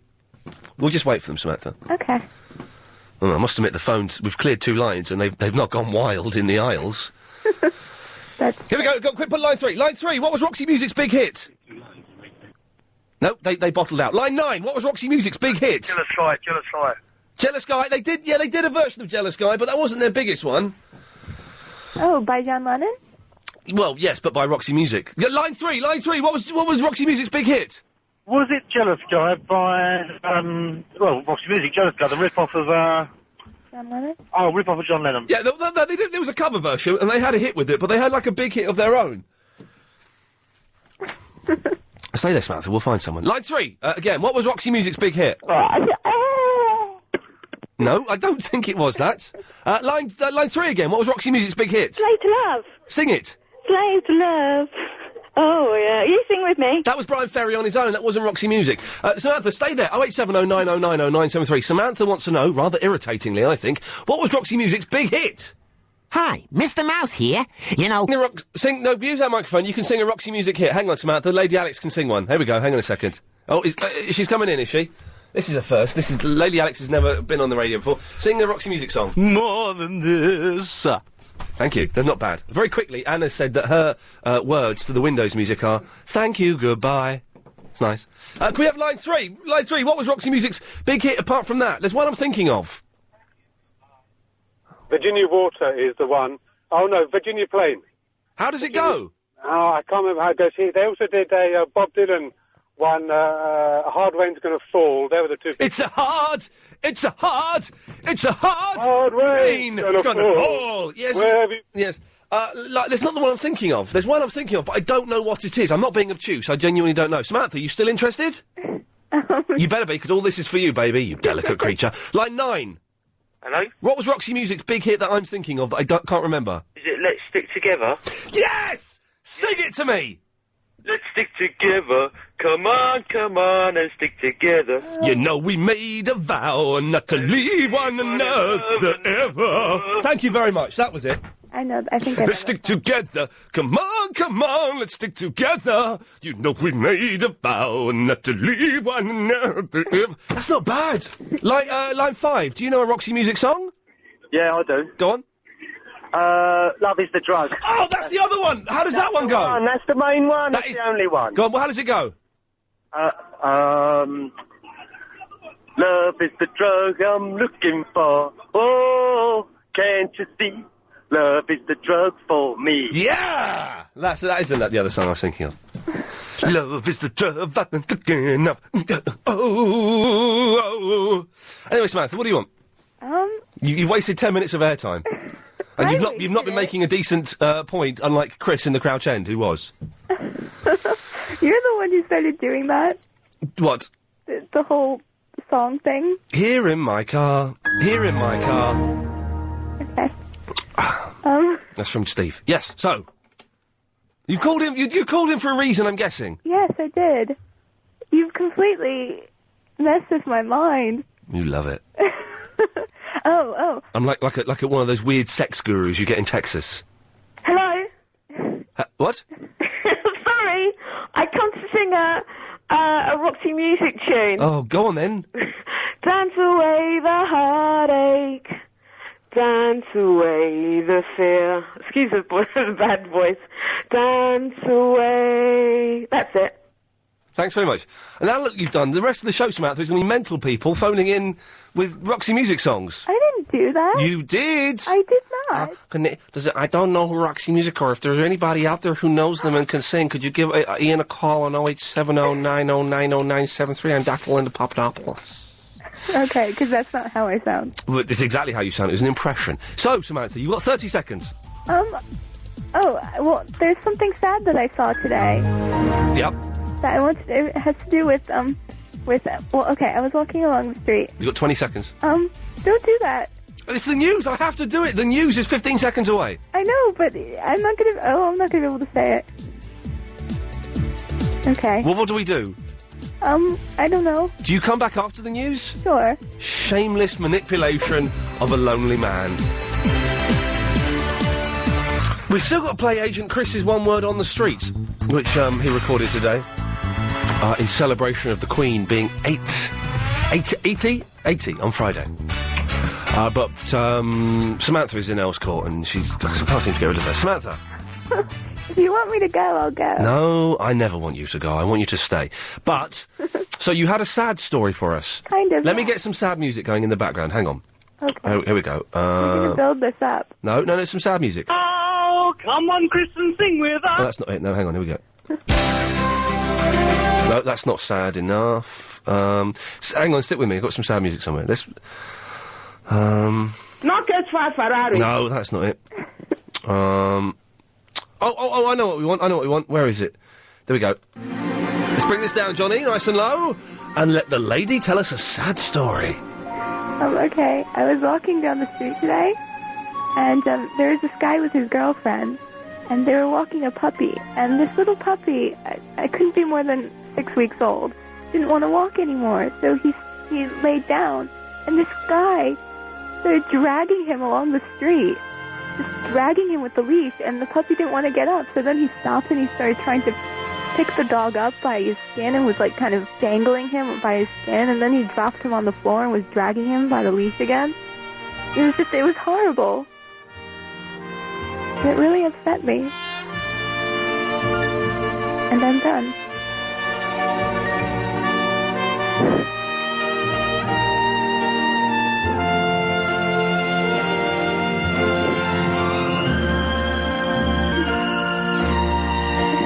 Oh, well, thanks for that, Samantha. Yeah. Cheers. Thanks. Bye. Bye. Did you wait? You waited 8 minutes to tell me that. Well, and there is something else I wanted to say. Oh, well, go on then. No, it's not that. Oh, okay. Hang on, I can't... sorry, the record got... Yes. You built it up. It's a rubbish story about a bloke dragging a puppy. I don't care. You don't care? I don't care. What? How can you not care? Because it didn't bother me. You don't care that a little puppy is being abused? It wasn't being abused. The puppy should have walked. It was his fault for not walking. You have to teach puppies disciplines. What? The puppy was tired. They probably had him out all day. Well, the puppy needs to build up a bit of stamina. Now, what else did you want to say? Because you've been on the radio for about half an hour, and you've been on nearly as long as Chris and Crouch End, who's a mental. I hope you're not drawing any sort of connection there. Yes, I am. I'm saying you're a mental. Now, what do you want? Okay, you're going to New York. Yes, I know. Next week. Okay. I was just going to say that you have to get one of those, have you ever had the soft pretzels out of the cart? Oh, I hate pretzels. No, these are soft pretzels. It's about the only good thing that comes out of New York City. Soft pretzels? Yes, and they're massive. I do something good that comes out of New York City, the M4. It doesn't work. That joke doesn't work. Okay.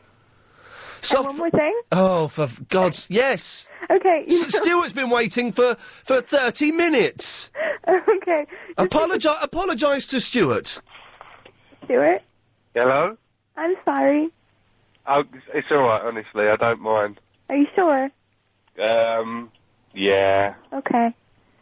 I'm what sorry. else am I going to do? Oh. Well, Samantha, you've heard how desperate Stuart sounds. Get your point quickly and go away. Okay, it's just because I always forget this, and it really bothers me.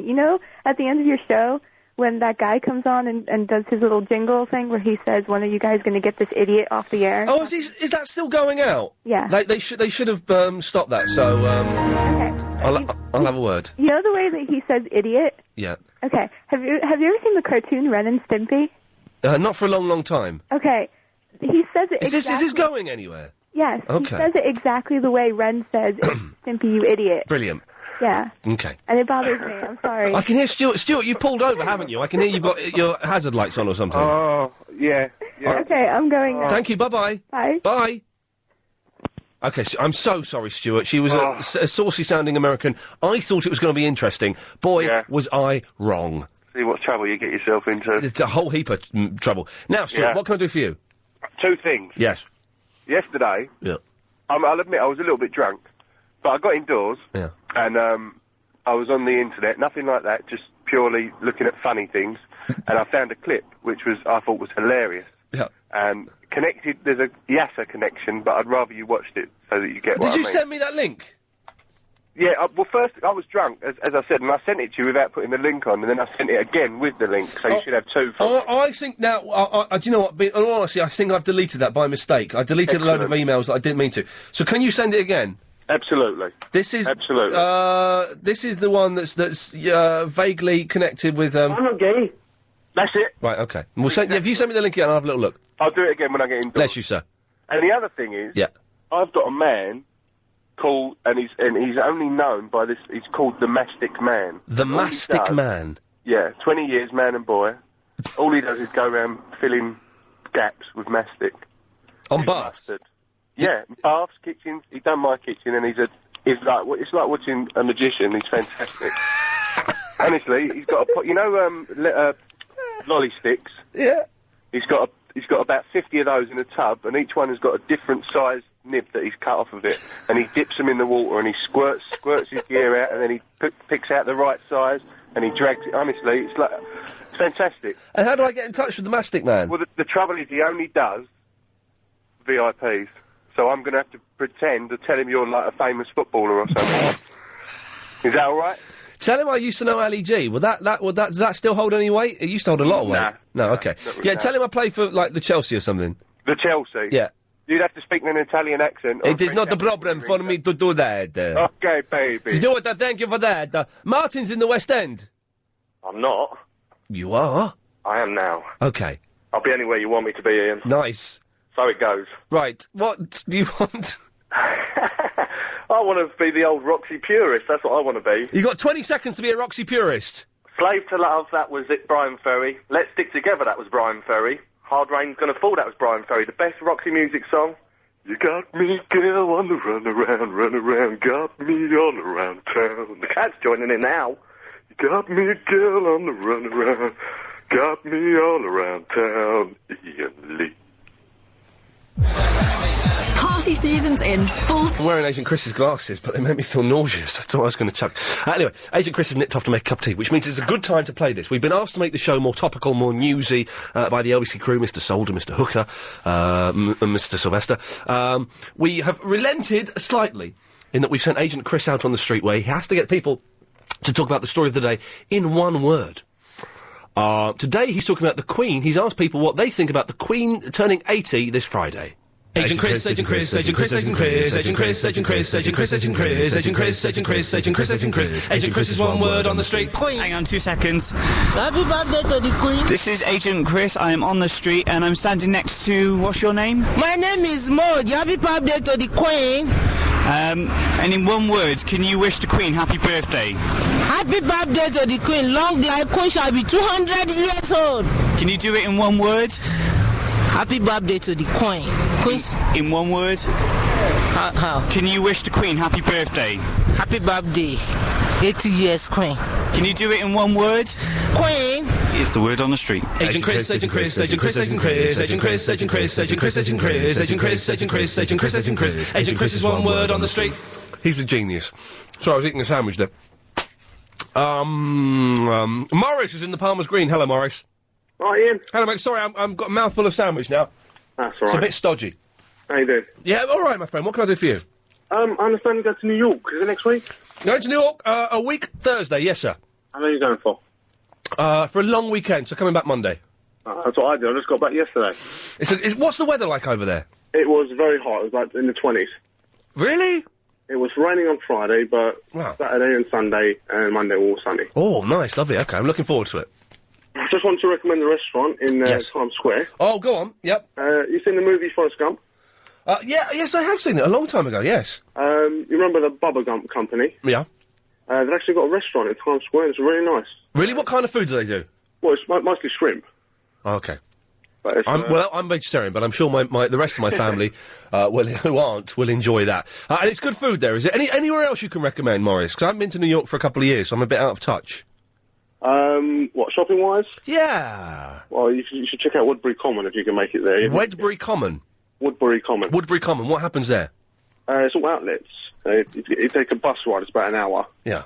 And some very good shops there. Everything you need. Morris, thank you for that, sir. Yes, I'm going next week, so there will be. I'll be off for a couple of days. Chris, sorry. Excellent one word on the street. We borrowed your glasses, but they made me feel nauseous. Why? Because they were really strong. Where's your glasses?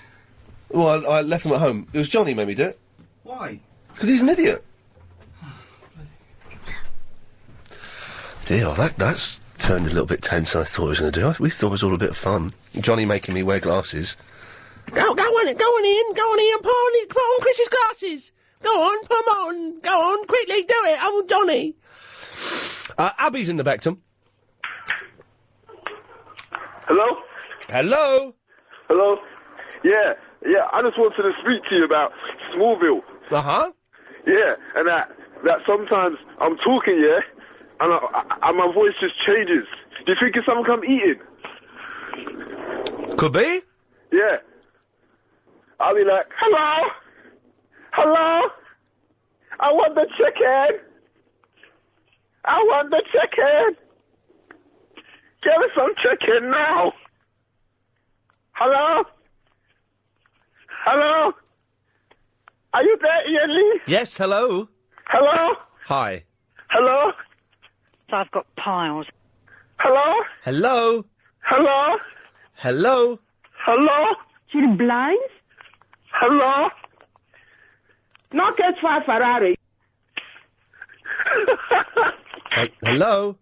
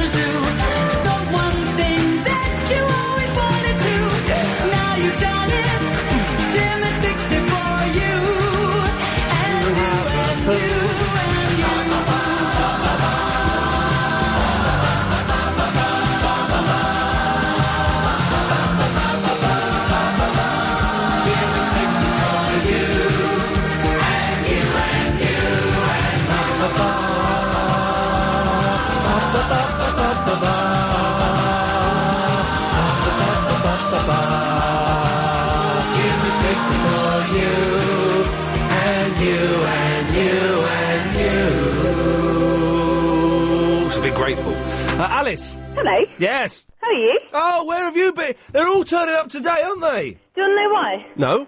Well, okay, I'm going to tell you anyway. I don't want to know why. I'm not listening. La la la la la la la la la la la. Jackie Wilson's. Yes? I stopped. Sorry? Shut up. Okay, what do you want? Did you hear that person sticking up to you on Clive Ball last night as well? Singing what? Someone was sticking up for you on Clive Ball last night. Oh, was it, I heard a little bit of Clive Ball. It was, Edwina, was it? In High Wycombe? I don't know, it was some woman. Because we had a mad bloke phoning yesterday and it all got a bit nasty. Yeah. Oh, I'm sorry. It's been a lovely show today. It's been nice and friendly today. It has? Yeah. Did you get Can I just give out the phone number, because we haven't got many phone calls? Oh, no. 0870 9090 973. Hold up. Yes, thank you. Did you get my email about that penguin? Oh, the footage of the penguin? Yeah. Yes, I've seen it before. How funny was it? I've seen it before, so not that funny. Oh, but when you first saw it, it was really The first time I saw the penguin hitting the other penguin and knocking him over, yes, I thought it was hilarious. Thanks. Yeah, you need to tell them people. Do you remember them people earlier who was having an argument about television? Yeah. And everything? Yeah, crime doesn't come off television. Crime comes off of just people being stupid. Yeah. Guns don't kill people, bullets do. Exactly. Yep. And, yeah, they need to find their way to, the morning show. It's also called Nick Ferris. He obviously deals with all the political stuff. Or Terry Wogan. Is he on LBC? No, he's on Radio 2. Okay. And he's excellent. Yeah, he is. Yeah, he is good, Very isn't he? funny. He's my choice. I love him. Yeah, On Eurovision. I love him on Points of View. Oh, Points of View. Points of View. What was he? He was on Paul O'Grady the other day. Paul O'Grady? Yeah. Okay. He was on. It was really funny. Yeah. Yeah. So, yeah, you need to do the bath by yourself. It's really easy. No, I'm going to get a man to do it. Yeah, but why are you going to pay like 50 quid when you can do it yourself? Because I can afford 50 quid, and I can't afford to muff. I've done DIY, and I'm awful at it. I'm never going to do DIY again. Seems to be awful. Sorry? You do seem the kind of person to be awful. I am. I'm not even going to take offence to that, because it's true. I'm brilliant. No, I'm joking. Why are you giggly today? Have you been drinking lots of fizzy pop? I just had a big can of Coke and I had some chocolate. Yeah, that's exactly what I just said. Sweet Marie. Hello, Ian. Hello, Marie. Hiya. Hello. We don't get enough girls called Marie these days. Don't you? Well, you know, I renamed myself a few weeks ago. I hope you remember, Ian. Yeah, I do. Charlotte, yes, I do. Yeah. Charlotte. But I like say to that. be Marie some days. Yeah. I still feel like Scarlett today because I'm feeling Scarlett. spectacularly good looking and charismatic today. but- I'm getting your charisma. Your charisma is wafting off onto me. Really? No. Yeah, I'm sure it is. We've got 5 seconds till the news. Okay, well, I think Roxy Music's biggest hit was Avalon. There you go. It was, Ian. I mean... Okay, today's question for the big quiz. Now, what they've done here, for a few days, they got it right, I thought, and they made the questions really easy, which would generate people calling into the premium rate number. 09016 339 973, calls cost 40 pence, beating Adelaide. They've made the questions hard again now. Obviously, the LBC crew have come down like a ton of intelligent bricks. Who wrote the books A Short History of Nearly Everything and Notes from a Small Island? Is it Bill Bryson? I don't know what the answer is to this one. I can't offer any clues. If you do know the author, it could be worth £100,000, etc., etc., etc. Big quiz, weekday evening, 7 o'clock, Gary King, nice bloke, good show, 09016 339 973. There you go. That's it, isn't it? I don't know. Tonight's live fire eating with Gary King on the big quiz has had to be cancelled. Sorry to disappoint, spelt incorrectly, everyone. And that's the guy that sets the questions. He can't spell the word disappoint.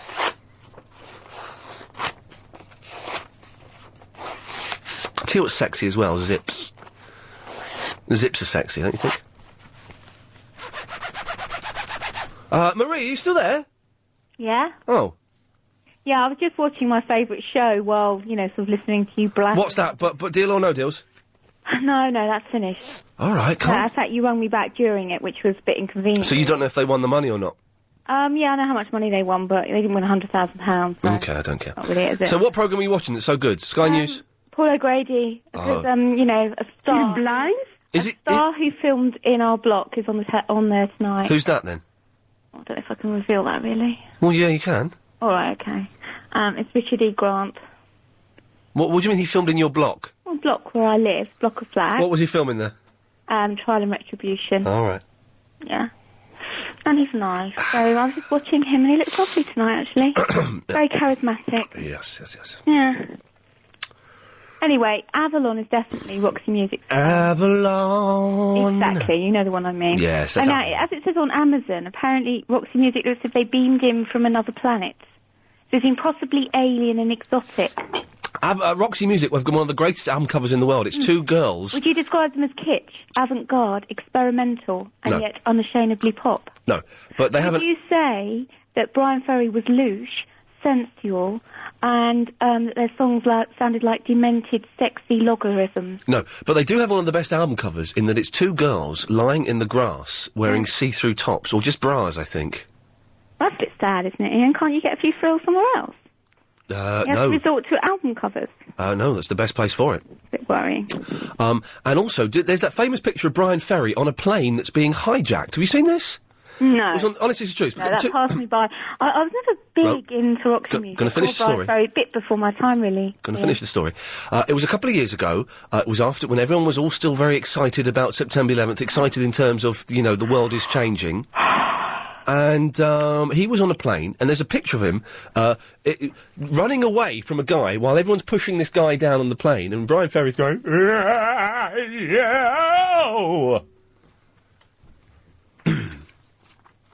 Avalon. Yeah, that's the one. That's definitely their biggest hit, Ian. What do you sing when you hear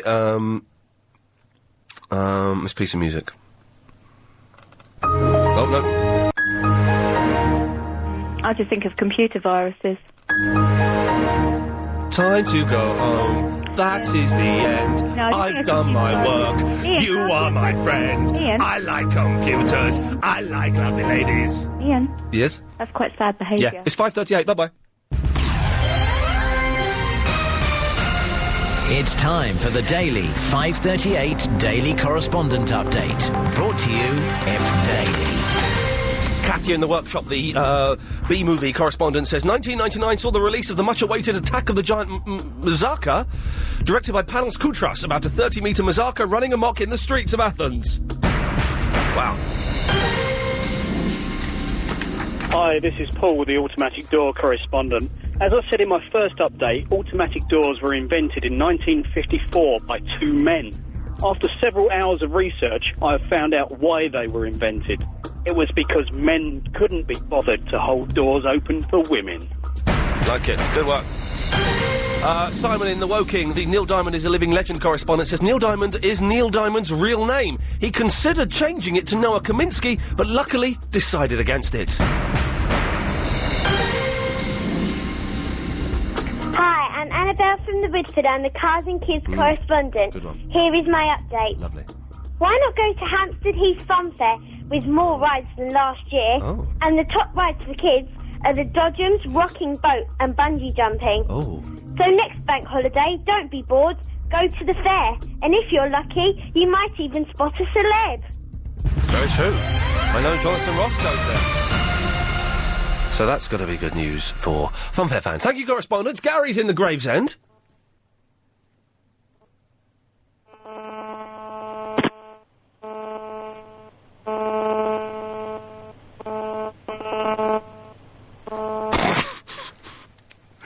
Any other radio show would cut him off, but I'm going to keep him on for a bit. Gary?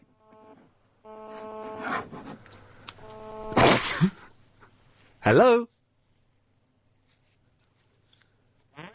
Hello? Oh, hello! Hello! Where have you been, you muppet? Hello?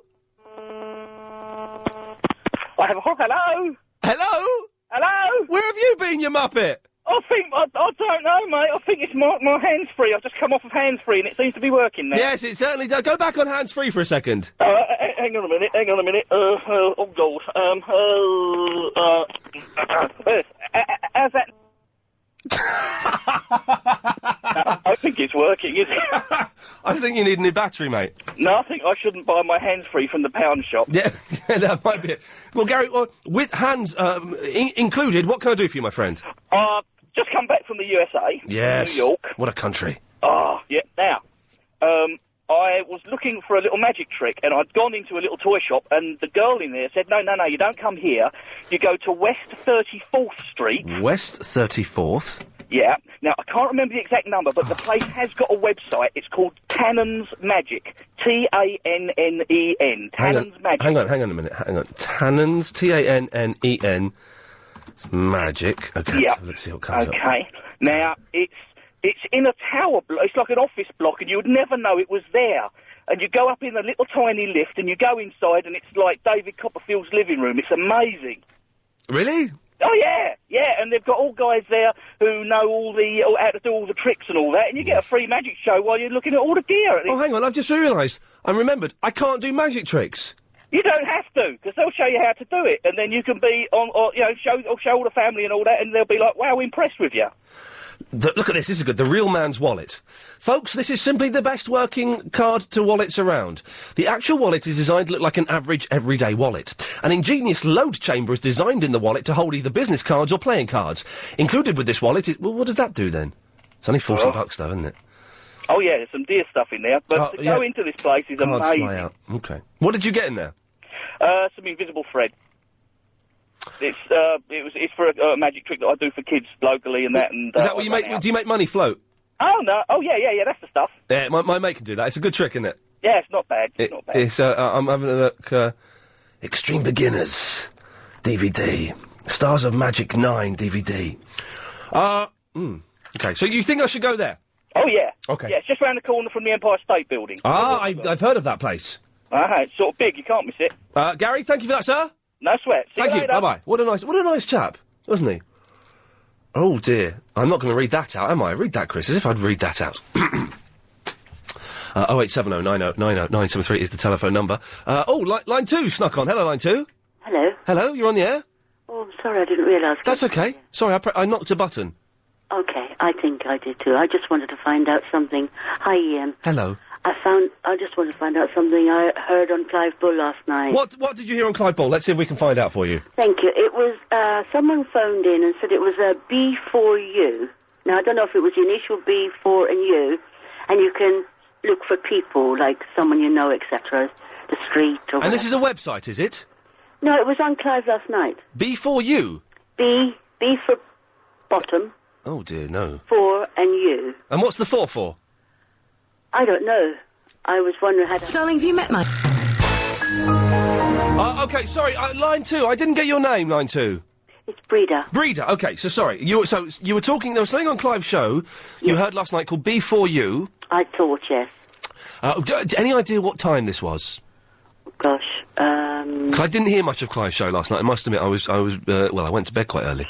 About 11ish. 11 o'clock. I was tired as well. Yes, I was... Chris, can we clear a couple of lines? We're going to... let's see. 0870 9090 973. If you know what Breeder is talking about here. Because I must admit, I'm not sure. And it allowed you to get in touch with people? Yes, it did. And it was... Someone phoned Clive in and just said, you can go on the internet and put B... but I was tired B4U. Maybe I got it wrong. Morel, do you know about this? I do know about this, Ian, and I just phoned up and spoke to Chris because I wanted to warn you. Yes. Okay. About Breeder? Are you going to warn me about Breeder? No, Breeder's lovely. Okay. Don't give out that telephone thing over there, and I'll explain why quickly. For instance, your name, okay, Ian Lee. Yeah. We know the area you live in. Yeah. Even though you're ex-directory, it will give your home phone number. No! Exactly. How does it do that? Pardon? Well, everyone's going to now be looking for my name on the thing. Well, not everybody knows where you live, though, do they? Muswell Hill. Oh, fair enough. Oh, sugar! But the point is, people go ex-directory in because they don't want to be found. Yeah.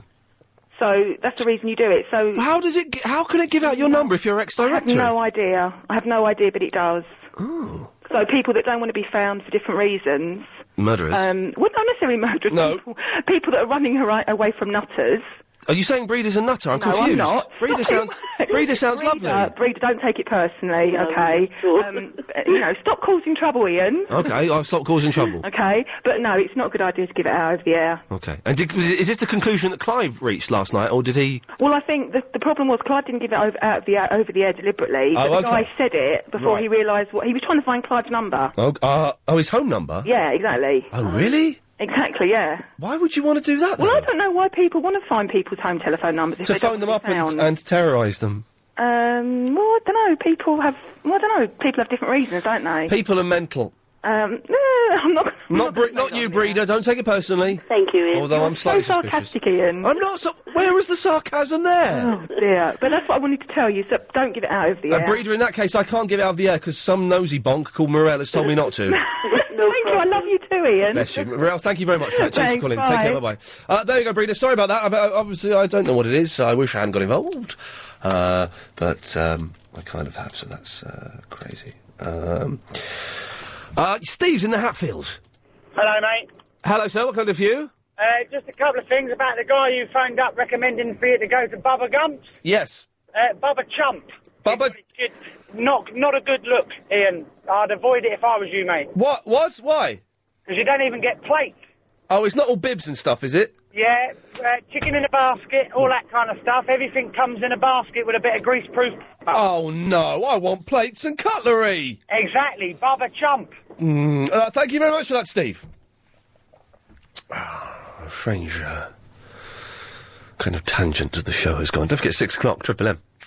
Take your call straight there. Neil's in the Maidstone. Hello. Hello, Neil. Hello, Lee. Ian, I can get Mad Mike and Mark, Mark Tennant from the TV program Mad Mike and Mark. If you give him a call, I can get him on your show. Who, sorry? Mark Tennant. He does a wildlife program on Sky TV, Mad Mike and Mark. I don't know who he is. Okay. He does a wildlife TV program. Yeah. He's a game warden in South Africa. A game warden in South Africa. And he does a TV show. Uh-huh. And if you like... How do you know him? He's my brother. You're trying to get a bit of work for your brother in this country. He's got quite a bit of work. Okay. Okay. Thank you for the offer, Neil, but I think we're all right. Chris, I made an executive decision there. Do we need him or not, this Mark Tennant? No, unless he can do the bath, then we're all right. But thank you, Neil. What was that about? Neil, try Clive Ball's show. That's probably... Oh, what does she want? She's been on twice already. Nora. Hi, listen, you must call me Muppet now. That's my name, since you blasted me with it. What do you want, Muppet? You've been on twice. I'm confused. I don't know anything about houses and how they work and plumbing and stuff. Right, so But you said that if you messed up the bath, then your ceiling would get wet. Yes, because the wall would absorb the water, it would rise up, go over and come out the ceiling. Oh. No, not because of that, you idiot, because the bath is on one floor, the next room is underneath it, and it would go through the floor, through to the ceiling! That's how! Physics! Physics, love! I didn't know. I thought you had the bath on the ground floor. Don't be so... Who has a bath on the ground floor? Only if they have a flat, they do. Excuse me, I didn't know I was talking to Rockefeller. I have a what do they call it? Not loft extension, what do they call it? Conversion. Conversion. Yes. Ooh. Yeah. Well, I better not talk to you, or else I get grandeur. Yes. Bye. Bye. You can't catch... oh dear. You can't catch grandeur from me. So, all cleared up. Now then, here's a question for... So I wanted to play that, pretend we're on a record station. Nora! Oh, her line is still there, so Nora, you can pick up whenever you want. You've done what we call in radio, you've done a Nora. Meanwhile, Chris is on the motorway 11. Hiya. Hello, Chris. Yeah, just wanted to ring in regarding the Roxy music. Oh, rubbish. And also, the Windows music you keep playing as the opening when Windows loads up? Oh, yeah, yes. Right, it was composed by Brian Eno. Brian Eno, well done. I did say that, but you're correct, yes. Hey. And also, you're going to New York. Yeah. I was there last November, and I'm going again in June. Oh. I'll tell you about a great little place for a pizza. Go on. Pizza Express. Walk over the Brooklyn Bridge, which is a great walk anyway. Yes. And when you get the other side... Of the Brooklyn Bridge? Brooklyn Bridge. I know the Brooklyn, yes. Turn left, you go into a little archway, and first of all you see the opening shot from the film Once Upon a Time in America. Oh, yeah, come on. That's a great view. You turn another left, there's a place called Grimaldi's. Grimaldi's? Yeah, it's a fantastic pizza. Chris, I shall look out for that. Can I quickly cut in? Is it thin crust? Is it what? What? Is it what? Thin crust. Is it the really authentic Italian? They don't have deep dish and all that rubbish. No. These are real. It's really Italian. Oh God, that is gorgeous. Chris, thank you. Nora, you're obviously staying with us. Craig, what can I do for you, sir? Hello. Yes, Craig. How you doing? Yeah. Have I missed much? No, I've been a load of rubbish today. Okay. Listen, do you not live in a flat? Yes. Was your loft conversion there, or did you do it? It was there. Oh, was it? No, because I'm thinking of getting one. I wondered who did it. No, it was done. Is it? Okay, that was it. Thank you, Craig. Yeah, cheers. Bye-bye.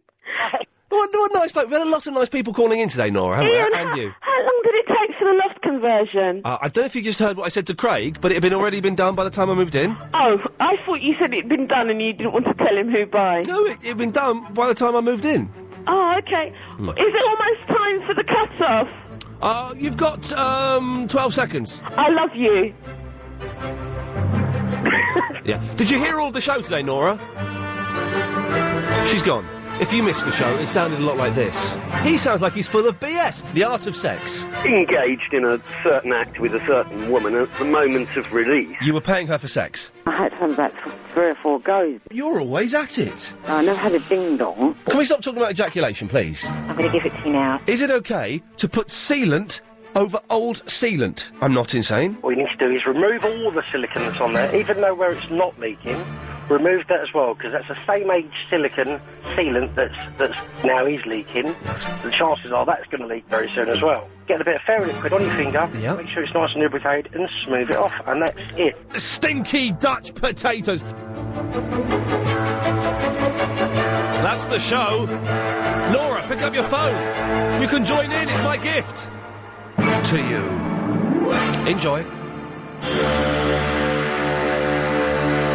For some reason, Nora has done a Nora. Her line is still connected. Will she pick up the phone before we go to the news? Let's see. We've got 45 seconds to find out.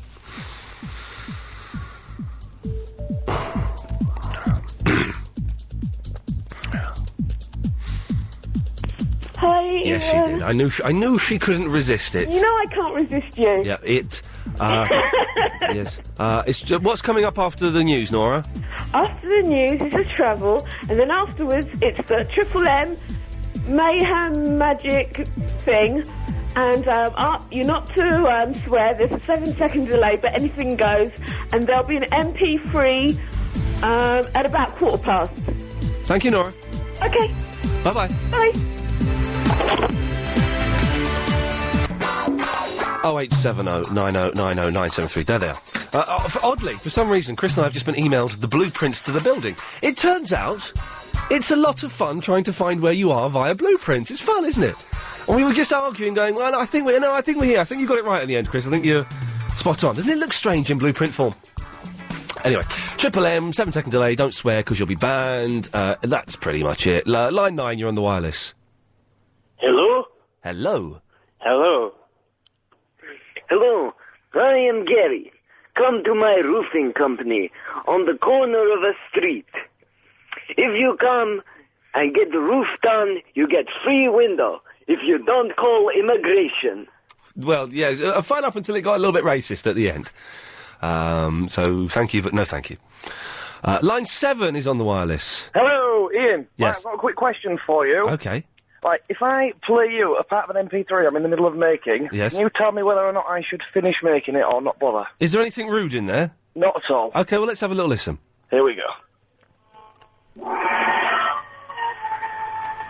You are gay.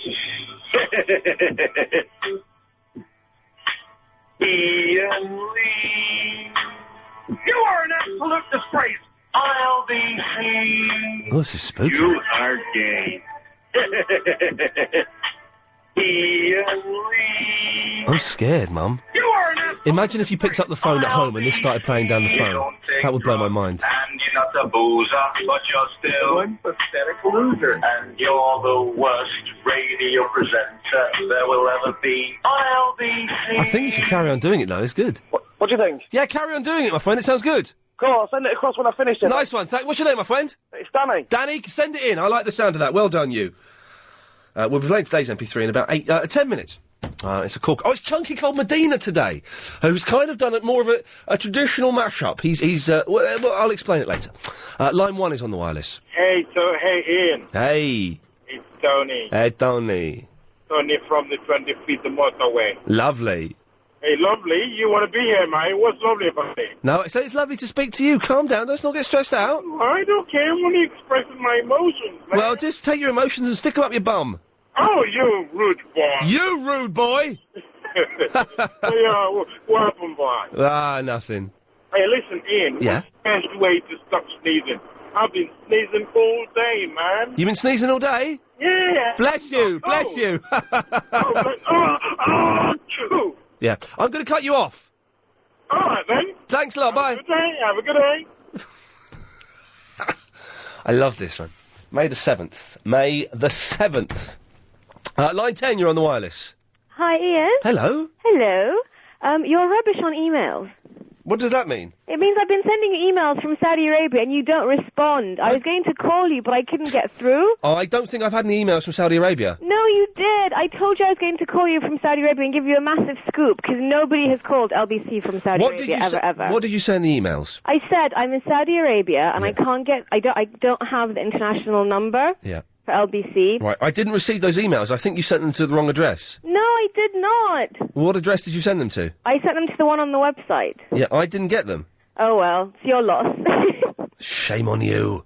But no, it's gone now because I'm back in the UK, so I can't call you from Saudi Arabia anymore. Well, you could go to Saudi Arabia and try us again. Well, that'd be a bit expensive. What do you mean you didn't know the international call number? Because you can't call 0870 with... But the thing is, Chris, as I've said this, Chris will take your number and call you straight back. But Chris has to get my number first, so I have to ring first. You'll be on the line for 30 seconds maximum. But I have to ring in first. Yes, and listen to me, you'd have been on the line for 30... You'd have paid for 30 seconds. I'm not talking about the money. Then what are you whinging about, you silly moo? Because if you try to call 0870 from Saudi Arabia, Yeah. then you don't get connected. No, that you dial 0044. No, it doesn't work. 0044. You drop the O, so it's 0044 870. It doesn't work. I don't believe you. It didn't. Well, then you shouldn't go to Saudi Arabia. Go to a different country. Well, no, that's actually a wise thing to say. Yeah, well, there you go. Thank you. Line 2, you're on the wireless. Yes. Just one quick word. Defectors. Mm-hmm. Sky Television. Yep. 4 or 5 years ago. Yes. Remember the show? The show Defectors?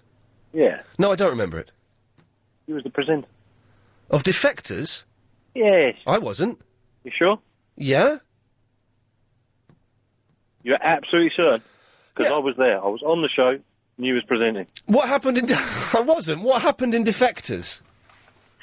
It was, we basically had to stand there, 4 people, and lie to the audience, and they would vote for the person they thought was lying the least. And you thought that was me, did you? It was definitely you. Yeah, hang on a second, I'm going to find out who it was. Defectors. It was in Maidstone Studios. Yeah, I can see, I've got pictures of it here. Where are you? Where, hang on a second. Richard Orford did that. Was it? Yeah, it was Richard Orford. In that case, my humblest apologies. I accept your apologies, and bless you. Richard Orford. Yeah, find Richard Orford and have a go at him. Thank you, bye-bye. Thank you. I suspect he didn't do very well on that game show. That caller, or Richard... He thought I was Richard Orford, jeez. It's bad enough being Marlon Dingle, but Richard Orford. Line 3 is on the wireless.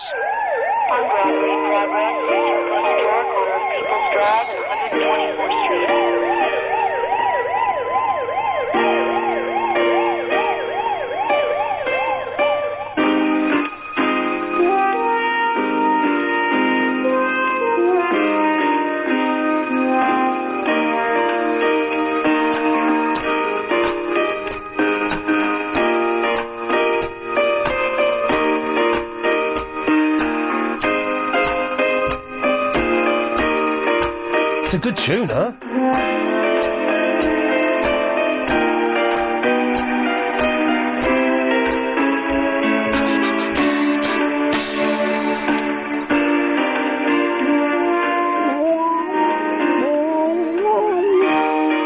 This is good.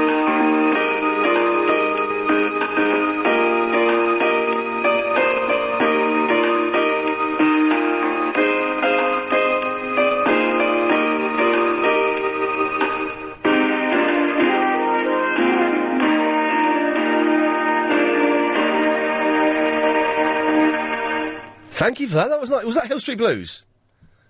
One of those things, wasn't it? It wasn't the Wonder Years, you idiot. That was, Joe Cocker. What would you sing if I sang? Line 5, you're on the wireless. Hello, Ian. How are you doing? Is that Fred Harris? It is. Hello, Fred. How are you, sir? Hello, I'm all right. How are you doing? Yeah, fine. How's your BBC Micro? Oh, it's very well. Excellent. Hey, Ian, Yes? we're having a celebrity party here. You've got 20 seconds to tell me who's there. Yes, we got Dickie Davis, Dustin G, Oh. Dusty Ben, Yes. and half the cast of Play School. Is that okay? That sounds good. It's a shame. Only one of those people that was mentioned there is dead as well, so that's not a bad party as far as I'm concerned. More of your calls straight to air and an MP3 of the day after this. I just lost a pen. I'm an idiot. I'm walking around with 2 pens and using them as drumsticks. I just lost one. Anyway, MP3 time, thank you. Chunky Cold Medina and Guy Magic Fingers have been having a bit of rivalry. I don't think, Chunky, if you're listening, that you've quite done it today. I think Guy Magic Fingers' last effort was still the best one we've had. But he's had a darn good crack at it. Ian, I think I may have missed the boat a bit with the Yasser MP3, but one is in progress as we speak. So put me down on the Keep Yasser list, at least until I finish the next MP3. Here's one to keep you going for now. Just to let the genius Magic Fingers know I'm not going down without a fight. Hope the Easter Bunny bought you everything you wanted. This is brilliant. It's not the best, but it's brilliant from the Chunky Cold Medina.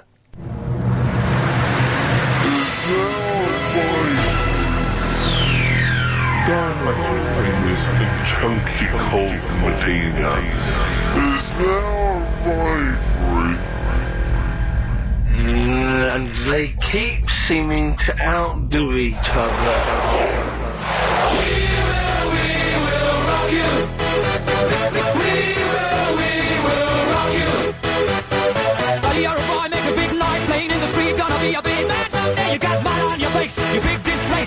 your can all over the place. He has risen to the challenge.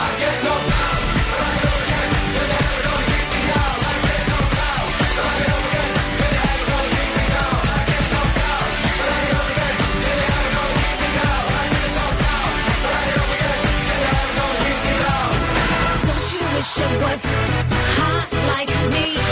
Don't you wish it was freak like me? Don't you hot like me? Chunky cold Medina. Chunky cold Medina. It's Guy Magic Fingers. Magic Fingers is in the house. No, wait, let them McCartney.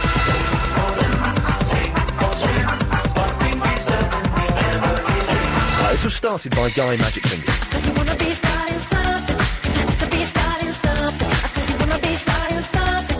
Got to be starting something. Ready to rumble. Let's get ready, let's get ready, let's get ready to rumble. Watch us wreck the mic, watch us wreck the mic, watch us wreck the mic. Psych. We will rock Guy Magic Fingers and Chunky Cold Medina. We will rock you. Bring a 50 from the battle, bring a 50 from the battle, bring a shotgun. I'll be back. I'll be back. I'll be back. Het kilometerspoor schiet er onder mij door. Ik ben op weg naar jou, want ik ben weg van jou. Vanochtend. No, I'll tell you what, I'll tell you about it. Brilliant. That is brilliant. That is brilliant. I can't believe we just played that on LBC 97.3, which some people would call an old man station. They're wrong. It's changing, I think. Although some people would like to keep it that way. And we just played a mush-up, which was brilliant. I love it. I genuinely love it. I want Guy Magic Fingers and Chunky Cold Medina to collaborate, to do a verses kind of thing. But thank you, mate. Excellent stuff as always. OK, last 7 minutes of the show. It's Triple M. Line 8, you're on the wireless. Hello? Hello? I'm alive. You're alive. Gordon's alive. Hello? Hello? Yes, hello. I'm calling George Bush from United States. I just want to say I love your show. You are George Bush? Yeah, I'm George Bush from United States. That's a good... I didn't know you didn't have... I thought you had an American accent, George. Oh, you see, when I'm talking to an English person, I change my accent. Excellent stuff. Thank you, George. I love your show. I love you... I don't love your politics, but, you know, we can still be friends. Oh, okay. See you. Bye-bye. Bye.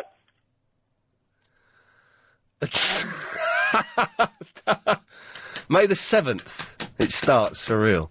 Line 1, you're on the wireless. I like adventure, I like romance, I love great jokes and animal dance.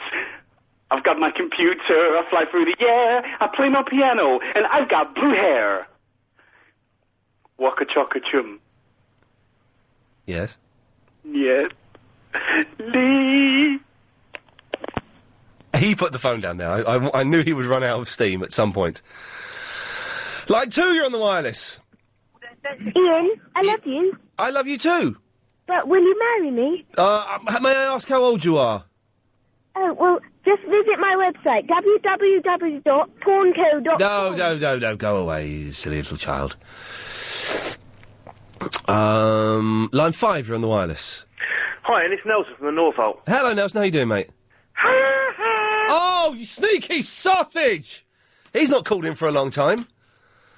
Where should we go to? Line 3, you're on the wireless. Yes. Yes. Yo. Yes. Dispatch War Rocket Ajax to bring back his body. Yes. Gordon's alive. Dispatch it! Gordon's alive. Oh, there's another one I used to do, but I've forgotten. Gordon's alive. Ah, hold on. Go. Father, not the ballworm's father. Wasn't she hot? The woman in Flash Gordon was stunning. Oh.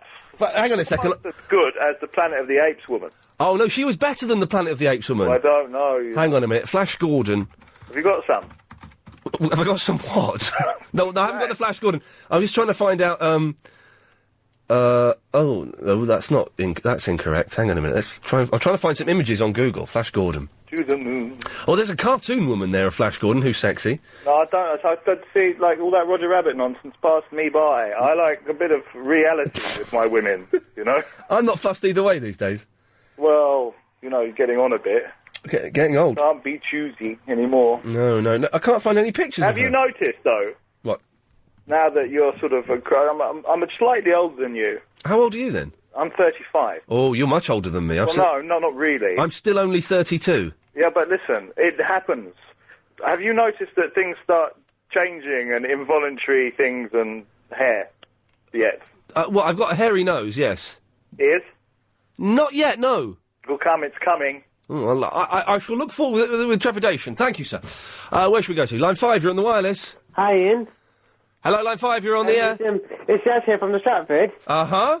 Did you tell Agent Chris to not put me through? I'm not gay. No. Look, because... I don't tell Agent Chris to not put anyone through. The reason why I said that is because, you know, I tried to say something yesterday, and, I was trying to say that, you're trying to say that I'm saying that you're a hypocrite. Right. Because you say to people, this is how to have a conversation, and yesterday I tried to have a conversation with you, and then you kept playing clips for 10 minutes. And now it's the part of the show where Yasser calls in and claims that he's being bullied by you Iain have a Lee. proper conversation with me? Why do you have to keep playing clips? I get very upset by this. Ian? Do you know what stodgy means? No, I don't. Agent Chris asked me, I said I don't know what that means. What would you like me to do, Yasser? See, why do you... I said to you... What would you like me to do? You know the clips that you play of me? Do you mean things like... I'm not gay. Mother's Day is this Sunday. It's Tuesday. Darling.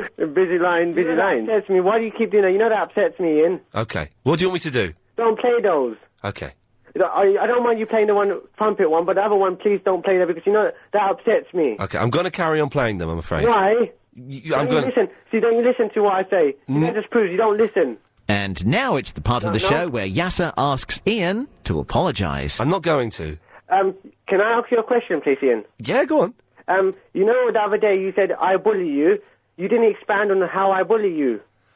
What are you doing now, Yasser? You're bullying me. How? I'm asking you a question But you're doing it in an aggressive, threatening manner. No. And you are demanding more of... you have more of the show than any other caller. You even have your own film forum bit that you muffed up. And yet you're still not happy. You still want a little bit more. I like you, Yasser. I think you're funny. I think you're a nice bloke. But you need to calm down a bit and realise your position on this show. Ian, your fake Yasser... He didn't call in on Friday. Why? I don't know. Maybe he was busy. Look, do you believe that? Do I believe what? That he was busy. He wasn't busy. That doesn't exist. Why don't you just admit that doesn't exist? What doesn't exist? The fake Yasser? That doesn't exist. Of course it exists. We came on and did a film forum. No, you never. Have you got in the name? Why can't you look, darling? Why do you have to cover up one lie with another lie? Because that's what you're doing now. You just can't stop yourself from lying. That's right, I'm a liar. What do you want me to do, Yasser? Why can't you tell the truth for once in your life? I am telling the truth. There's a fake Yasser, and you're a pain in the bum. Ian, if you... Told you two truths. Do you actually believe what you're saying? I believe that you're a pain in the bum, yes. That's nice. I don't mind that, if you think that. I know it. I know that you're a pain in the bum. There are 3 petitions on the internet to ban you, and only 1 to save you. Well, yeah, then the show would be much duller. That's what you think. This show is